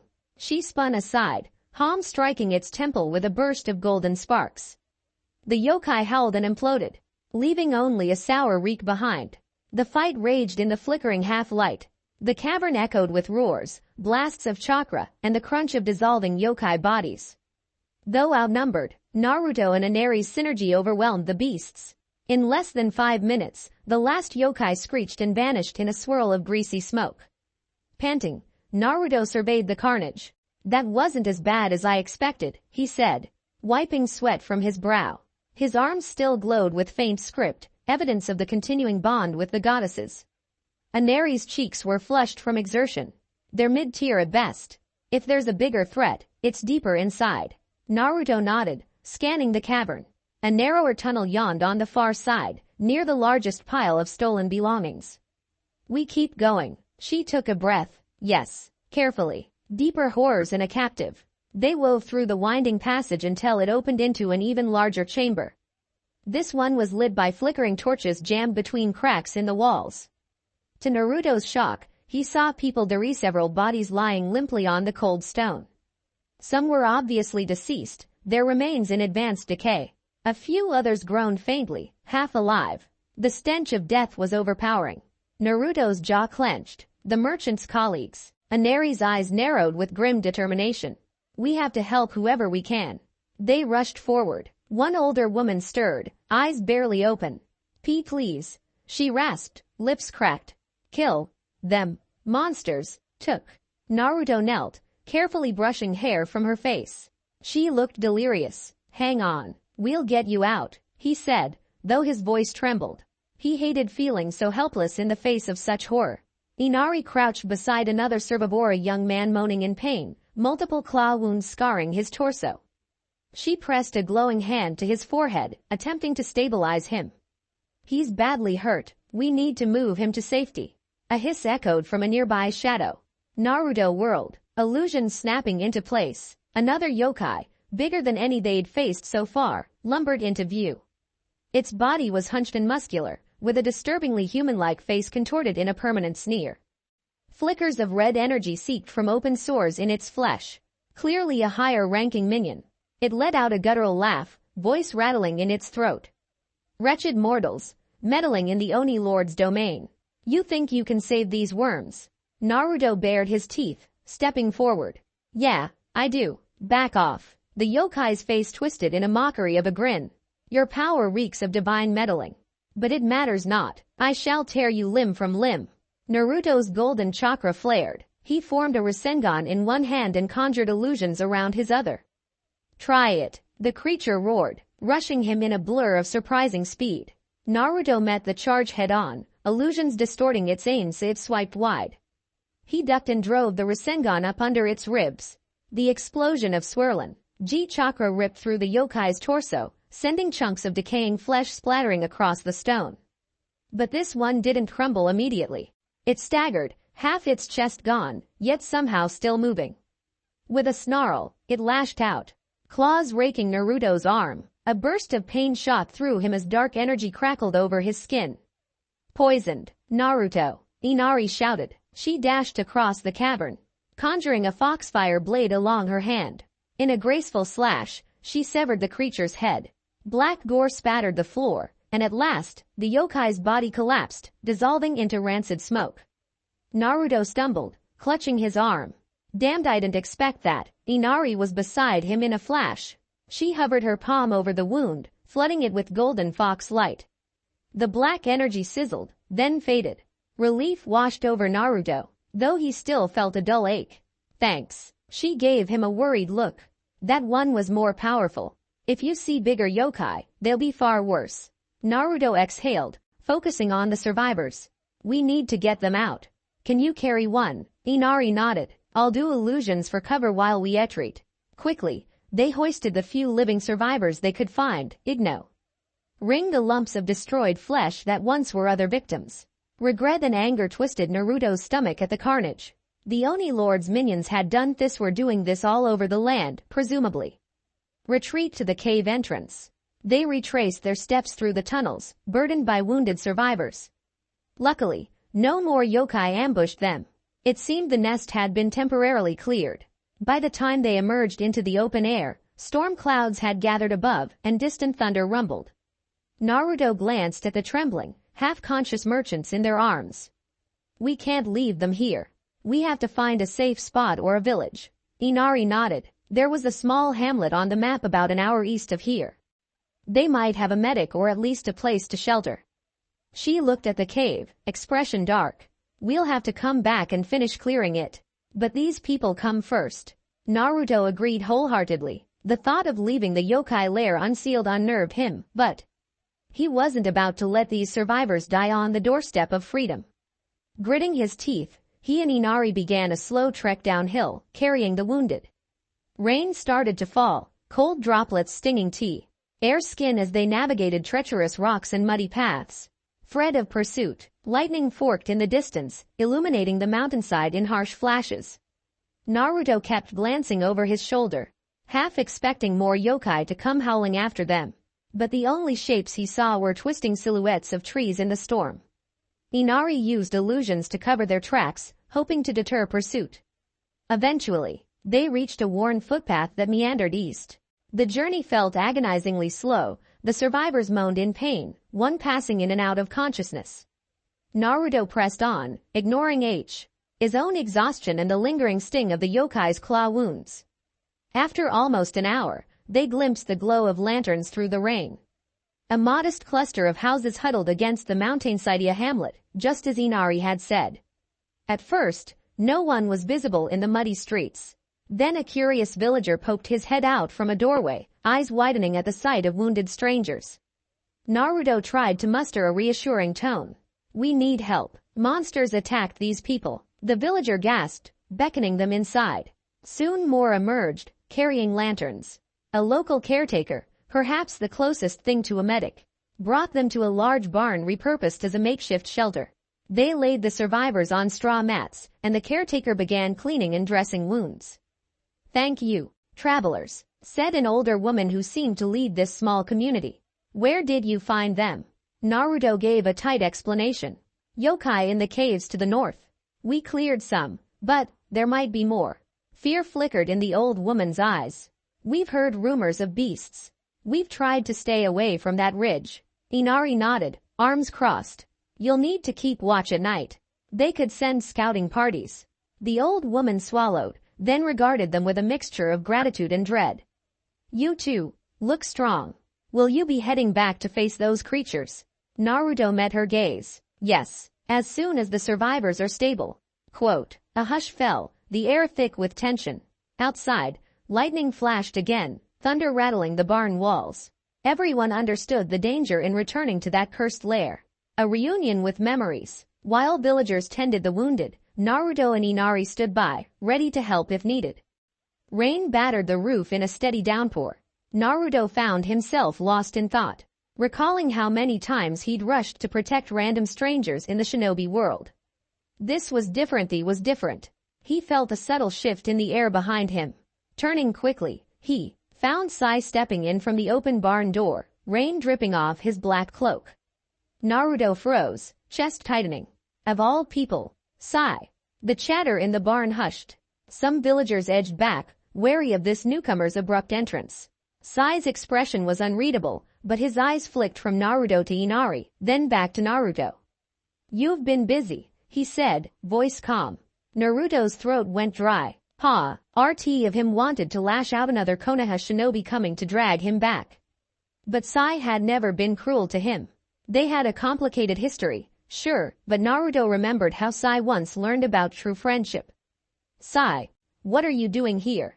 Sai's gaze lingered on the wounded caravanners, then returned to Naruto.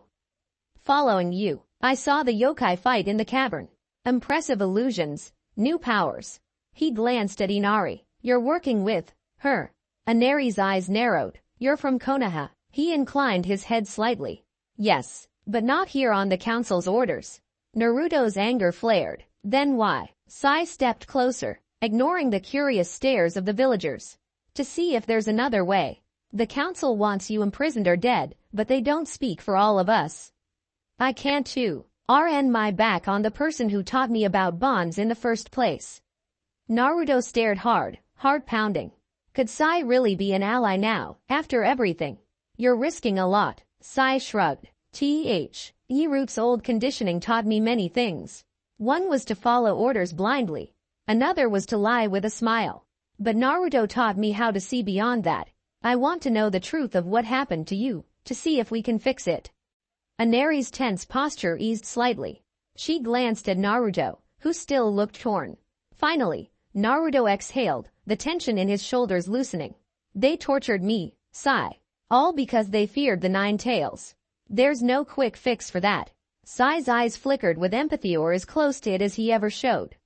I believe you, and I won't force you to come back.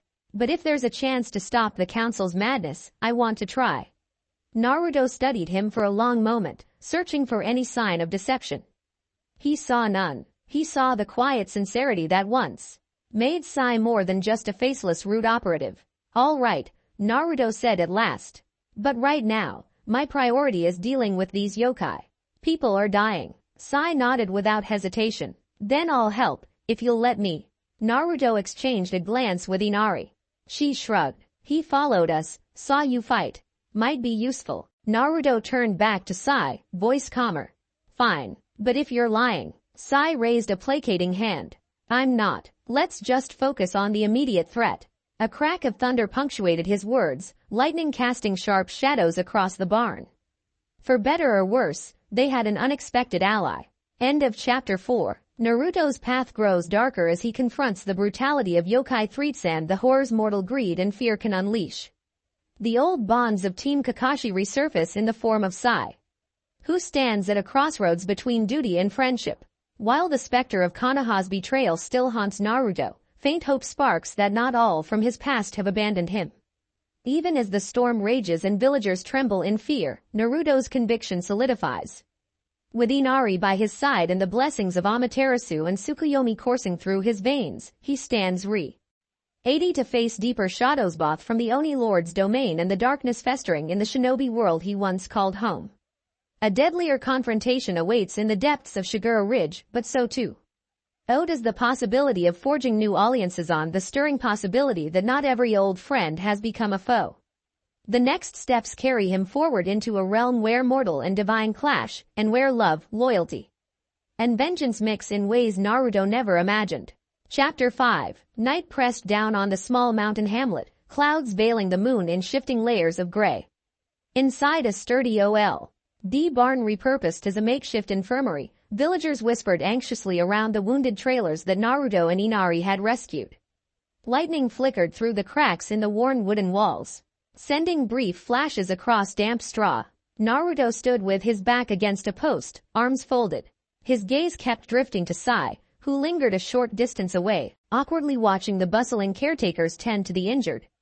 Despite the flickering lantern light, the tension between the two former teammates felt palpable. Inari paced nearby, her fox-like senses alert. She scanned the doors and rafters, half expecting more yokai or shinobi to appear at any moment. The stale air crackled with the storm's energy and the weight of unspoken questions. A low groan from one of the wounded caravan survivors broke the silence. An older woman, wrapped in heavy blankets to ward off the chill, stirred fitfully. A villager hurried to her side, spooning a mixture of herbs past her cracked lips in hopes of easing the fever. Naruto exhaled, stepping forward to help where he could. Ever since his betrayal by Konoha, he'd found a strange comfort in saving strangers' actions that felt untainted by politics or fear. Kneeling by the injured woman, he gently propped her up, allowing the caretaker to better administer medicine. "Shish," he murmured when she winced, "it's okay. You're safe now." When she finally slumped into an uneasy sleep, Naruto carefully lowered her back to the straw. He rose, meeting eyes with Inari. Her gaze softened. "She'll pull through if the infection is kept at bay." Naruto nodded. "And the others?" Inari brushed a stray lock of silver hair behind one ear. "Two are barely holding on, but they might recover with proper rest and these villagers' help." Her lips pursed. Air terrified of what lurks up in the caves, though.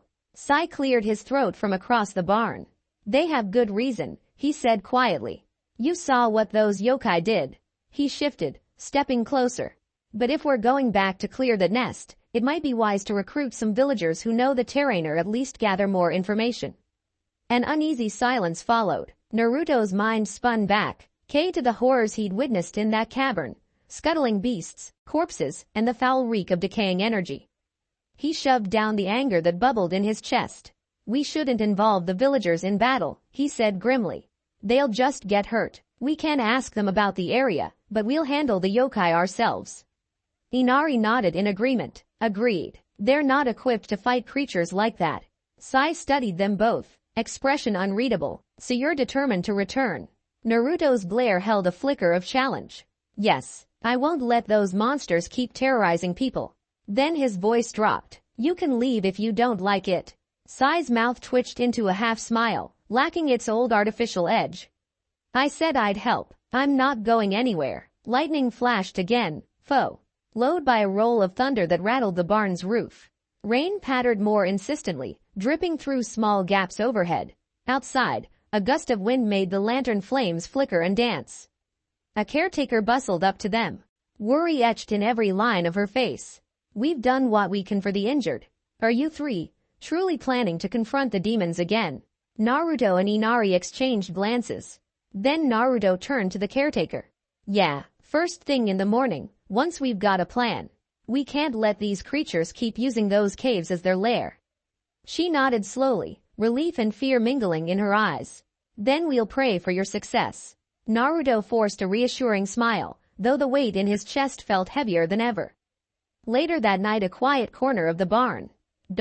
Ness wrapped the barn in near silence except for the sound of steady breathing, injured survivors and exhausted villagers sleeping wherever they found space. Naruto sat on a wooden crate, arms draped over his knees, staring at the puddles forming on the floor.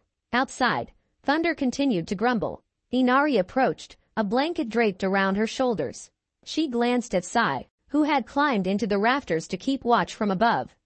Perched with the ease of a practiced shinobi.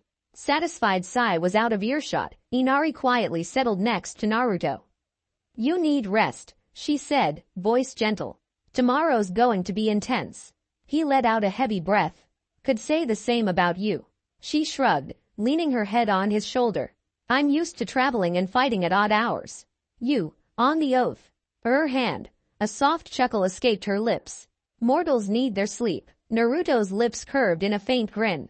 "I'm not exactly a regular mortal anymore." But the exhaustion in his voice belied his bravado. He lifted a hand, running it over her hair. "Thanks for sticking with me." Her eyes fluttered shut at his touch. You act like I have somewhere better to be. She raised her head, gaze locking on his. You know, Naruto, you're doing more than fighting yokai. You're fighting all the baggage your village forced on you, everything the council tried to twist. Maybe the rest of the world, too. A ripple of bitterness crossed his face. Great, so just your average day, right? She laughed softly, leaning closer. Just your average day for the champion of the Shinto pantheon, perhaps. Her tone turned serious. Remember, you're not alone. Amaterasu, Tsukuyomi, and I were all behind you. Naruto let his forehead rest against hers, soaking in the subtle warmth radiating from her. Even in a dark barn filled with wounded strangers, she made him feel oddly safe. After a moment, their lips met in a gentle kiss, a muted comfort in the midst of chaos. When they finally broke apart, Inari murmured, "Get some sleep. We'll need you at your best." He squeezed her hand, then allowed himself to lie back, propping a rolled-up cloak beneath his head. The swirl of the day's battle still rattled him, but exhaustion crept in, urging his eyes to close. Inari curled beside him, forming a small cocoon of warmth. Within moments, he drifted off into fitful dreams, the storm's lullaby echoing in his ears. Past midnight Naruto's subconscious, he found himself in a dreamscape of moonlit water, the same reflective plane he'd visited before. Tsukuyomi stood across from him, serene and distant, her mid-night blue robes blending with the endless sky. Fragments of memory flickered at the edges of his vision. Konoha's betrayal, yokai lairs, the faces of terrified villagers. You carry many burdens, Tsukuyomi said, her voice echoing across the still surface. Do not let them devour your spirit. Naruto took a shaky breath. I'm trying. She inclined her head, eyes shimmering with compassion. I sense your anger, Naruto. It simmers beneath your resolve to protect. Hold on to that drive to save others, but be wary that your anger doesn't lead you astray. He glanced down at the water's mirror-like finish. His reflection stared back, tinted by swirling gold and silver light. Amaterasu's and Tsukuyomi's blessings. I won't let it consume me, he said. I can't. Tsukuyomi's image stepped closer, the moonlight rippling at her feet. We'll help you keep that balance. Her voice softened. Amaterasu and I stand beside you, always. Our realm resonates with your heart, and we watch every step you take. A swirl of wind gusted through the dream, carrying a whisper of thunder. Naruto's chest tightened. The Oni Lord. How strong is he, really? Her eyes darkened. Strong enough to shatter mortal armies if fully awakened, but not unbeatable if sealed or destroyed before he regains his old power. You must act swiftly. He nodded, fists clenching. I will. Before he could say more, the dream rippled, the surface of the moonlit water fracturing around them. Early morning. The barn. Naruto woke with a jerk, heart racing. Dawn light filtered through the barn's crooked beams, and the smell of damp hay flawed his nostrils. He blinked, disoriented, then remembered where he was, the hamlet barn. Inari stirred next to him, shifting in her sleep. Sai's silhouette drifted down from the rafters, landing soundlessly. You were muttering in your sleep, he said quietly, avoiding the stares of a couple of villagers. Nightmares. Naruto shook off the dream's lingering haze. Something like that. Sai offered him a water pouch. We should talk strategy. Yawning, Naruto gently nudged Inari's shoulder. She stirred awake, blinking groggily at Sai. Strategy. Huh. Sai crossed his arms. We need to return to that cave before the yokai regroup. If there's a stronger entity behind them, we can't let it fester. Naruto pushed to his feet, rolling stiff shoulders. Yeah, I had a similar idea. The villagers can't defend themselves if an entire horde pours out. Inari rose as well, smoothing wrinkles in her kimono. Agreed, but we have to be prepared for something worse than that mid-tier minion we saw. If a stronger commander or partial aspect of the Oni Lord is inside. Sai's usually stoic expression flickered with concern. We can only handle so much. Naruto's gaze hardened. We'll manage. Let's see if any villagers know about hidden tunnels or alternate exits. I don't want to get ambushed from behind. Later that morning. Village gathering.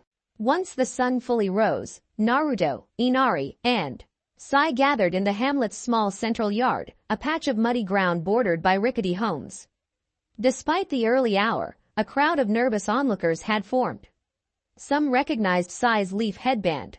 whispering anxiously about Konoha's presence. Others timidly approached Naruto, grateful for his help but uncertain of his identity. An older woman with a walking stick, widely regarded as the hamlet's unofficial matriarch, stepped forward.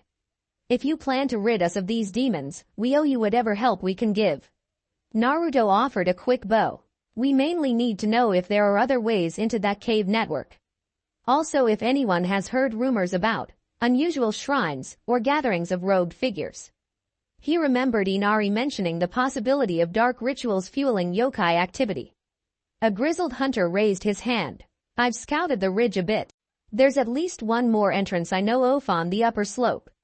Old stories say it was sealed long ago, but maybe it's open now." Sai nodded, stepping forward. "Can you mark it on a map?" The hunter produced a rough scrap of parchment from a pouch, charcoal stubs in hand. Kneeling in the dirt, he sketched the area's winding paths, the main cave mouth Naruto had used, and a second route hugging a sheer cliff side. "I haven't been close for months. Too dangerous. But if it's unsealed, that could be how more yokai are pouring out." Inari crouched to examine the rough map. "We can approach from the top, force them into the main cave, or vice versa, so they can't escape." Naruto's eyes flicked over the charcoal lines. "Works for me. Let's keep an eye out for any side tunnels, though. I don't want them slipping away and ambushing us again." The villagers listened with a mixture of awe and fear. The caretaker from the barn clasped her hands together, voice shaky. "Bless you. We have nothing of value to offer, but we'll pray you succeed." Naruto managed a reassuring nod. He hated how beaten down these people looked, living in constant fear of monstrous attacks. Once, he'd have pointed them to the leaf for protection. Now he realized he and the goddesses might be their best hope. Midday the ascent. By noon, Naruto's small group departed the hamlet, heading along an old trail to the upper ridges. The forest canopy grew sparse as rocky cliffs loomed above. Occasional glimpses of farmland below reminded them of the lives at stake if the yokai spread further. Sai walked quietly at Naruto's left, scanning the tree line, occasionally sending out small ink birds to scout ahead. Inari led the way, her fox instincts guiding them around precarious ledges. The tension between Sai and Naruto lingered, unspoken but ever present. After a while, Sai broke the silence with an unexpected question. "How did you gain these new abilities?" Naruto debated how much to reveal. Finally, he shrugged. "I made a pact, I guess, with higher beings. They saved me when Konoha turned its back. We share power now, so I can fight threats like these yokai." Sai's brow furrowed. "Divine beings, Shinto goddesses," Naruto clarified, voice guarded. "Amaterasu, Tsukuyomi, Inari." He glanced sidelong at Sai. "We're not talking about shinobi bloodlines or anything. If that's what you're thinking. This is bigger." Sai's lips pressed into a thin line. "I see." He paused, carefully choosing his words. "You don't need to defend yourself to me. I'm only trying to understand. The council, they fear anything they can't control. But I'm not them." Naruto's grip on the strap of his pack tightened. "No, you're not," he admitted. "But you're still loyal to Konoha. Doesn't that put us at odds?" Sai exhaled, eyes drifting to the horizon. "It could. Or maybe, if I can prove to Konoha's people that you're not a threat, we can find a middle ground." A harsh laugh escaped Naruto. "Konoha's not exactly known for middle ground. They were ready to kill me before giving me a chance to speak." Sai didn't argue. "I can't change what happened, Naruto. But I can try to change what happens next." The conversation ended as Inari raised a hand, signaling for silence. They'd reached the base of a steep, rocky slope where a thin path switched back toward a dark opening in the cliff face. The second entrance the hunter mentioned. Sure enough, the battered remains of an old wooden barrier lay splintered on the ground, rotted planks half buried in gravel. Naruto felt a prickle of unease. "Looks like it's definitely open." Inari scanned the area, nose twitching. Smells of decay, but faint. No immediate guards. Sai dropped to one knee, letting an ink bird flutter around the mouth of the cave. After a brief delay, the bird swooped back. No sign of activity in the first corridor. Possibly they're deeper inside. Naruto flexed his fingers, energy stirring in his chest. "All right, let's get this done." Inside the upper cave, tension builds. They slipped through the opening, navigating the damp corridor by the glow of Inari's foxfire. The stone walls glistened with moisture, and a stale, foul odor drifted from deeper tunnels. Occasional lumps of debris hinted at collapsed sections or previous expansions by the yokai. Not far in, they came across a grisly sight, bones, both animal and human, heaped in a corner. Naruto swallowed hard, recalling the merchant's story in the monstrous lair below. A wave of anger pulsed through him. They have to be stopped. Sai crouched near the remains, face impassive, but Naruto noticed a flicker of disgust in his eyes. They've been here a while, Sai observed. Long enough to gather trophies. Inari's voice was grim. No more reason to let them stay. She motioned forward. I sense a larger chamber ahead. They crept deeper, illusions wrapping them in a subtle haze that distorted light. The two, Nell opened into a wide cavern reminiscent of the one Naruto and Inari had cleared. But this chamber boasted a crude altar at its center, a flat slab of stone stained dark. Broken, skull-like icons lay strewn about, carved in some twisted imitation of spiritual totems. Sai's breath hitched. What is this? Inari touched one of the broken icons with the tip of her finger. A mockery of ancient rites.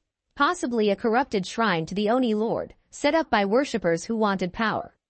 Naruto felt a pulse of revulsion. Human worshippers. She gave a short nod. Sometimes, mortals seek shortcuts to strength. They bargain with dark forces for personal gain, not caring about the consequences.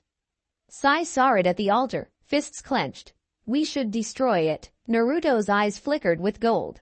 Agreed. But first, let's see if there's a direct route to the main caverns. The nest we hid before might connect here. Before they could move, a low growl reverberated from the shadows behind the altar.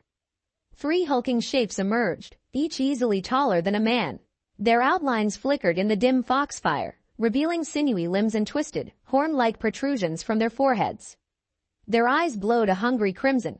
Get ready, Naruto muttered, illusions sparking around his wrists.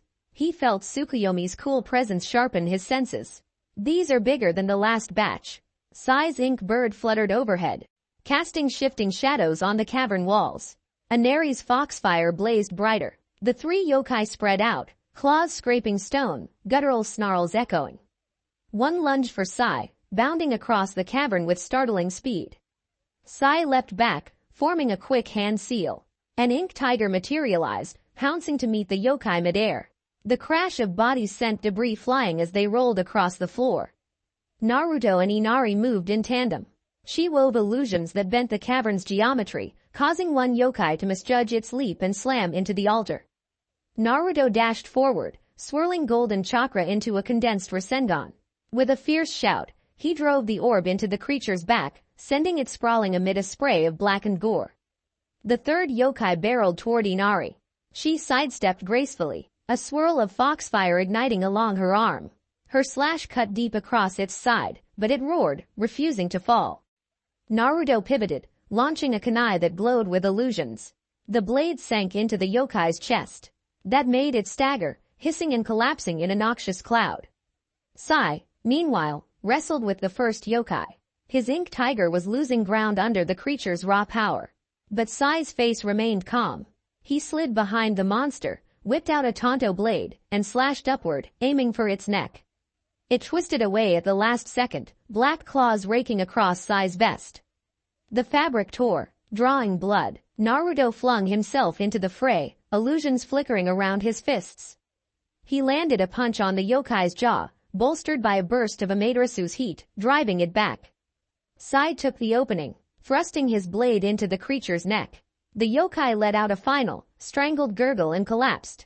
A heartbeat later, silence reigned, broken only by drip, ping ichor and the crackle of fading foxfire. Naruto turned to Sai, eyeing the blood on his side. You okay? Sai hissed in a breath. I'll live, just a scratch. He gingerly pressed a hand to the wound. We should move quickly. Inari exhaled, double-checking that each monster was truly gone. We can't linger. If we're right, more powerful yokai might be further below. Naruto scanned the chamber, spotting an archway behind the altar. A faint draft trickled from it, carrying the stench of decay. That must lead to the main nest. Sai reached into a small pouch, producing bandages. He rapped. them around his torso with stoic efficiency. Then let's end this. Descending further twisting corridors, following the archway led them down a winding passage that sloped sharply, as though carved by ancient water flows or seismic shifts. Every so often, they passed more battered crates, half-eaten remains, or crude markings scratched into the walls, evidence of the yokai's depravity. A faint rumble vibrated beneath their feet. Like distant thunder, Naruto paused, pressing a hand to the damp stone. You feel that? Inari's ears twitched. There's a powerful energy bellow like a pulse. Sai tightened his grip on his blade. Could be a ritual site. A swirl of apprehension churned in Naruto's gut. Is the Oni Lord's power already leaking out? Tsukuyomi's warning from his dream rang in his ears. Act swiftly. Prevent a full awakening. He clenched his fists. We'll keep going. They ventured deeper, each step echoing in the narrow confines. The flicker of foxfire revealed battered pillars that might once have been part of an ancient temple. Now they were defaced with dark runes, an ugly testament to the Oni Lord's creeping influence. The heart of darkness final chamber. Suddenly, the corridor opened into a vast subterranean hall. Stalactites loomed overhead, glimmering in the eerie glow of scattered torches and flickering red runes etched along the walls. A wide pit gaped at the chamber's center, ringed by jagged rocks. From the pit rose a swirling miasma of black and crimson energy, crackling like molten embers. At the edge of that pit, a single figure stood, cloaked in ragged robes. Pale arms raised high, chanting in a guttural language that made Naruto's skin crawl. Even from a distance, he could see the flicker of madness in the figure's eyes. Sai hissed under his breath. A cultist. Naruto scanned for yokai guards. Several monstrous shapes lingered at the periphery, half hidden in the gloom. Yet they seemed enthralled by the swirling vortex in the pit, ignoring the intruders. The cloaked figure's chant rose in pitch. The pit seethed, spitting up arcs of vile energy. A Shapedal, horned, wreathed in shadow materialized momentarily above the swirling mass, as though trying to breach the mortal plane. Even the faint outline of it radiated enough malevolence to make Naruto's heart skip. The Oni Lord, or at least a fragment of his essence. Inari's voice trembled with urgency. If that cultist finishes the summoning, it might let part of the Oni Lord manifest physically. We have to stop it now. Naruto didn't wait. He sprinted forward, illusions flaring around him. The yokai at the edges snarled. But Inari and Sai charged in tandem, cutting a path through them with blasts of foxfire and swirling ink constructs. The cultist swiveled his head, eyes bulging at the sight of an unexpected assault. You dare interfere, he screeched, voice cracked with madness. The Oni Lord will devour you all. Naruto formed a golden Rasengan, the inscriptions on his arms glowing bright. Shut up, he growled, hurling himself at the robed figure. But a surge of black energy erupted from the pit, forming a barrier that batted him back. He skidded across the stone, wincing. The cultist cackled, continuing his incantation. More energy seeped from the pit, shaping into half-formed demonic limbs thrashing at empty air. Each second, the phantom outline of the Oni Lord grew more distinct. A guttural roar shook the cavern, dislodging small rocks from the ceiling. Sai unleashed a flurry of ink shuriken that ricocheted off the swirling barrier. Inari's illusions tried to mask their approach, but the barrier pulsed, dispelling them with violent force. They needed a stronger blow. Naruto pushed himself up, chest heaving. He could feel Amaterasu's fiery warmth coiling inside, begging to be unleashed. The memory of her radiant demonstration sparked in his mind. I can't let that monstrous thing appear. Summoning every ounce of will, he shaped a swirling mass of bright golden chakra in both hands. Merging Rasengan with a flicker of sunfire. It crackled, arcs of light dancing around him like miniature solar flares. Inari's eyes widened, stepping back to give him space. Naruto, careful, that's. He grit his teeth, ignoring the rush of heat that singed even his own skin. The power felt unstable, but he had no choice. Sai, distract him. Sai nodded, launching forward in a swift feint. He slashed at the cultist from one side, forcing the robed figure to raise a hand and divert some of the swirling black energy. The barrier thinned momentarily. That was Naruto's opening. He lunged with the blazing orb held high. The barrier crackled in protest. For a moment, it resisted. Then the golden Rasengan tore through in a flash of searing light. The cultist screamed, Voice drowned out as the orb slammed into his chest and exploded in a corona of brilliant gold and silver. Pain ripped through Naruto's arms as the recoil hurled him back. He crashed onto the stone floor, gasping. But the barrier was broken and the cultist lay in a crumpled heap, half of his robes burned away, eyes wide and lifeless. At the pit's center, the swirling demonic shape howled in frustration. Its half-formed limbs thrashing once more. Without the cultist's chant to anchor it, the manifestation wavered. Inari seized the moment, conjuring a foxfire spear that she hurled into the roiling mass.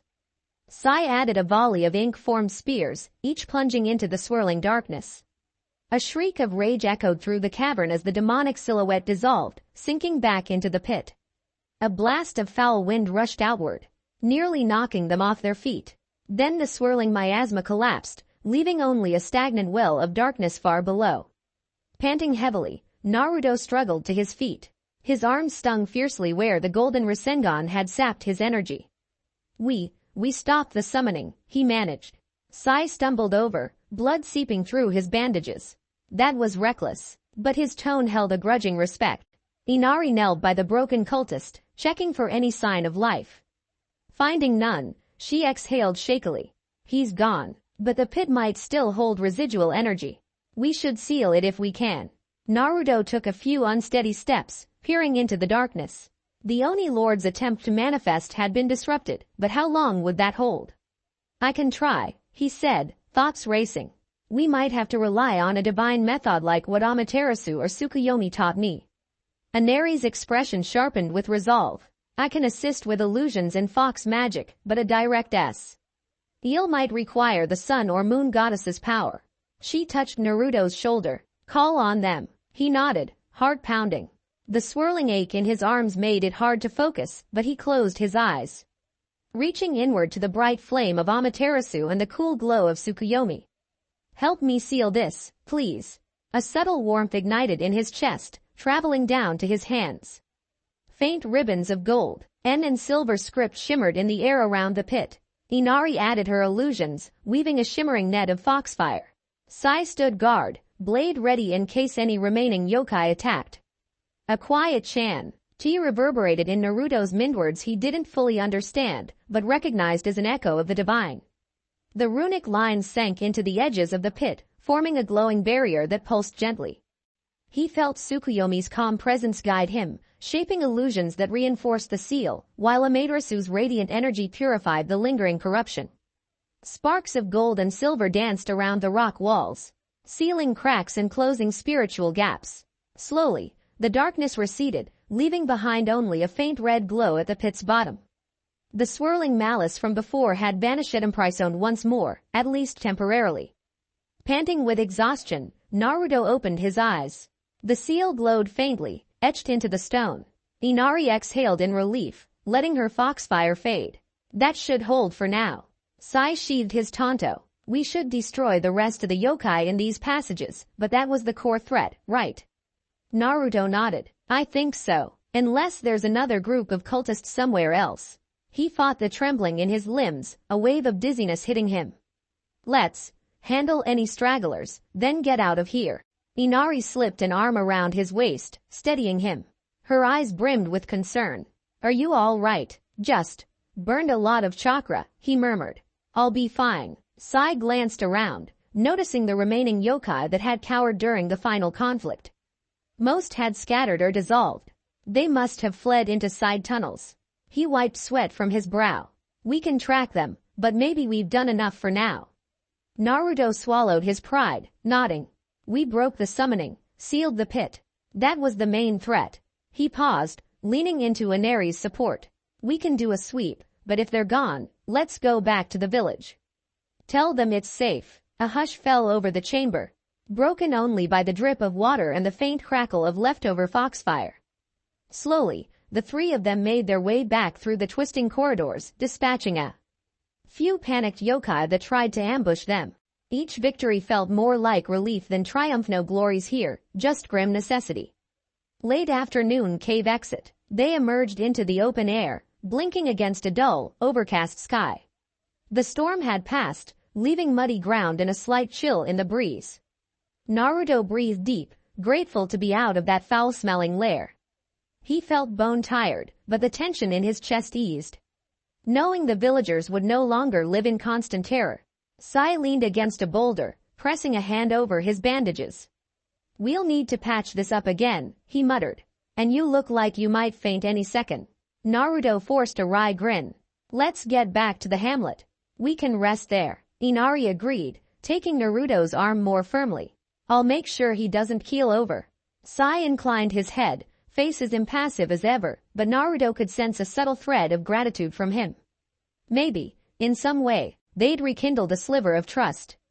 They descended the mountain path slowly, every step reminding Naruto of the throbbing in his limbs.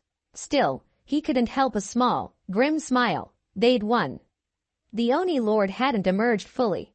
No more caravans or travelers would fall victim to that pit of darkness, at least not anytime soon. Yet an undercurrent of anxiety gnawed at him. If these cultists are this bold, how many other groups exist across the land? The Oni Lord's influence might stretch farther than they realized, and Naruto still had Konoha's shadow hanging over his future. But for now, he took solace in this small victory, one more step on a path he'd never thought he'd walk. Twilight returned to the hamlet. As the sky bruised into evening, they reached the outskirts of the hamlet. Villagers emerged nervously from their homes, anxious to see if the demon hunters had succeeded. At the sight of Naruto, Inari, and Sai limping back, exhausted but alive, relief swept through the onlookers. A handful of braver souls ran up, peppering them with questions. Are the monsters gone? Is it safe? Did you seal that evil place? Naruto raised a hand to quiet them. We destroyed the cult's summoning chamber and sealed the worst of it. The yokai that remain won't be organized. Keep watch, but they shouldn't be a threat anymore.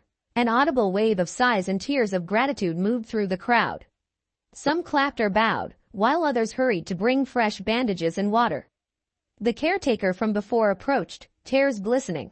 You've saved us from a terrible fate.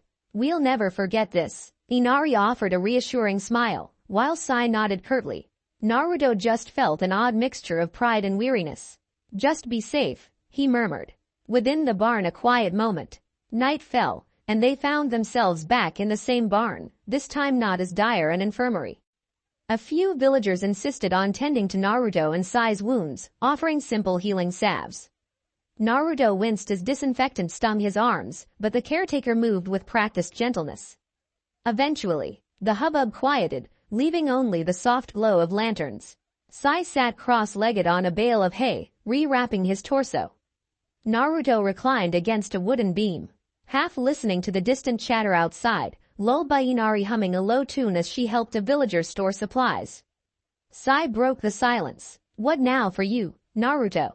The council still hunts you, and these yokai might just be the tip of the iceberg. Are you going to keep wandering, purging monsters? Naruto let his head rest against the beam. It's not like I've got a cozy home waiting for me. And yeah, from what I've learned, there are more threats out there, older, darker stuff awakened by the war. Amaterasu and Tsukuyomi want me to handle it. His tone held a note of determined acceptance. Guess that's my path now. Sai digested that, glancing at Inari's figure in the dim barn light. And her, Naruto couldn't help a faint smile. We're partners. She's a goddess, but also my friend. Sai studied him, seeming to weigh his next words. If I go back to Konoha, I could try telling them you're not a danger to the village. That you're doing good out here. Bitterness flickered in Naruto's eyes. Would they listen? Sai hesitated. I don't know, but I can't just vanish. They'll assume the worst otherwise. His gaze dropped. But I also won't lead them to you, not unless you say so. A tumult of emotion welled in Naruto's chest. Once, he would have pinned all his hopes on a friend returning with good news. But he'd seen the council's cruelty. Still, part of him refused to dismiss the possibility that Kakashi, Tsunade, or even Sasuke might intervene. At length, he let out a slow breath. If you think you can help, do it. But don't put yourself in a grave. The council's paranoid. If they suspect you're on my side, you might end up just like me. Sai's lips curved into a wry line. I've faced worse, but thanks. He rose, wincing slightly. I'll leave in the morning, once I'm fit to travel. In the meantime, get some rest, Naruto. Naruto offered a nod. As Sai departed the barn, Inari turned, catching the tail end of their conversation. She approached, brow creased in curiosity. He's leaving, Naruto shrugged. He thinks he can convince Konoha not to treat me like a monster. I'm not holding my breath. Inari placed a hand on his cheek, tilting his face toward her. You're still hurting physically and otherwise. He sighed, leaning into her touch. I'll manage. Her gaze held quiet affection, acknowledging the weight of everything unsaid. Slowly, she guided him to lie down on the makeshift bedding. Her gentle presence lulling the tension from his muscles. He could still feel the lingering adrenaline from the battle, but with Inari's warmth beside him, the world felt a fraction less harsh. Outside, crickets chirped in the damp grass, and the hamlet settled into an uneasy peace. Tomorrow, Sai would depart. Naruto would keep moving, searching for the next sign of the Oni Lord's encroaching darkness. The future loomed uncertain. Konoha's shadow, new cults, and the deeper mysteries of the Shinto pantheon. But for now, in the quiet hush of night, he allowed himself to rest against Inari's shoulder, letting exhaustion tug him under. Small victories mattered, even if the horizon threatened storms yet to come. End of Chapter 5. A fragile dawn breaks over He Mountain hamlet saved from yokai terror, but storm clouds still brewed on the horizon. Naruto, Inari, and their unexpected ally Sai have quelled one nest of darkness on glimpsed a deeper evil brewing. As Sai contemplates a return to Konoha, a slim thread of hope emerges. Perhaps not all in the village have forsaken Naruto. Yet the Oni Lord's ominous presence lingers, an ancient cult's hunger to free that primal horror. Even in the fading thunder of a finished battle, new questions burn. Can one hunted shinobi truly stand against the tide of awakening evils? Will old friendships bridge the gulf of betrayal, or deepen the scars that drive Naruto ever farther from his past? The next steps beckon, fraught with danger and alive with the faint promise of redemption, if Naruto dares to seize it. To be continued.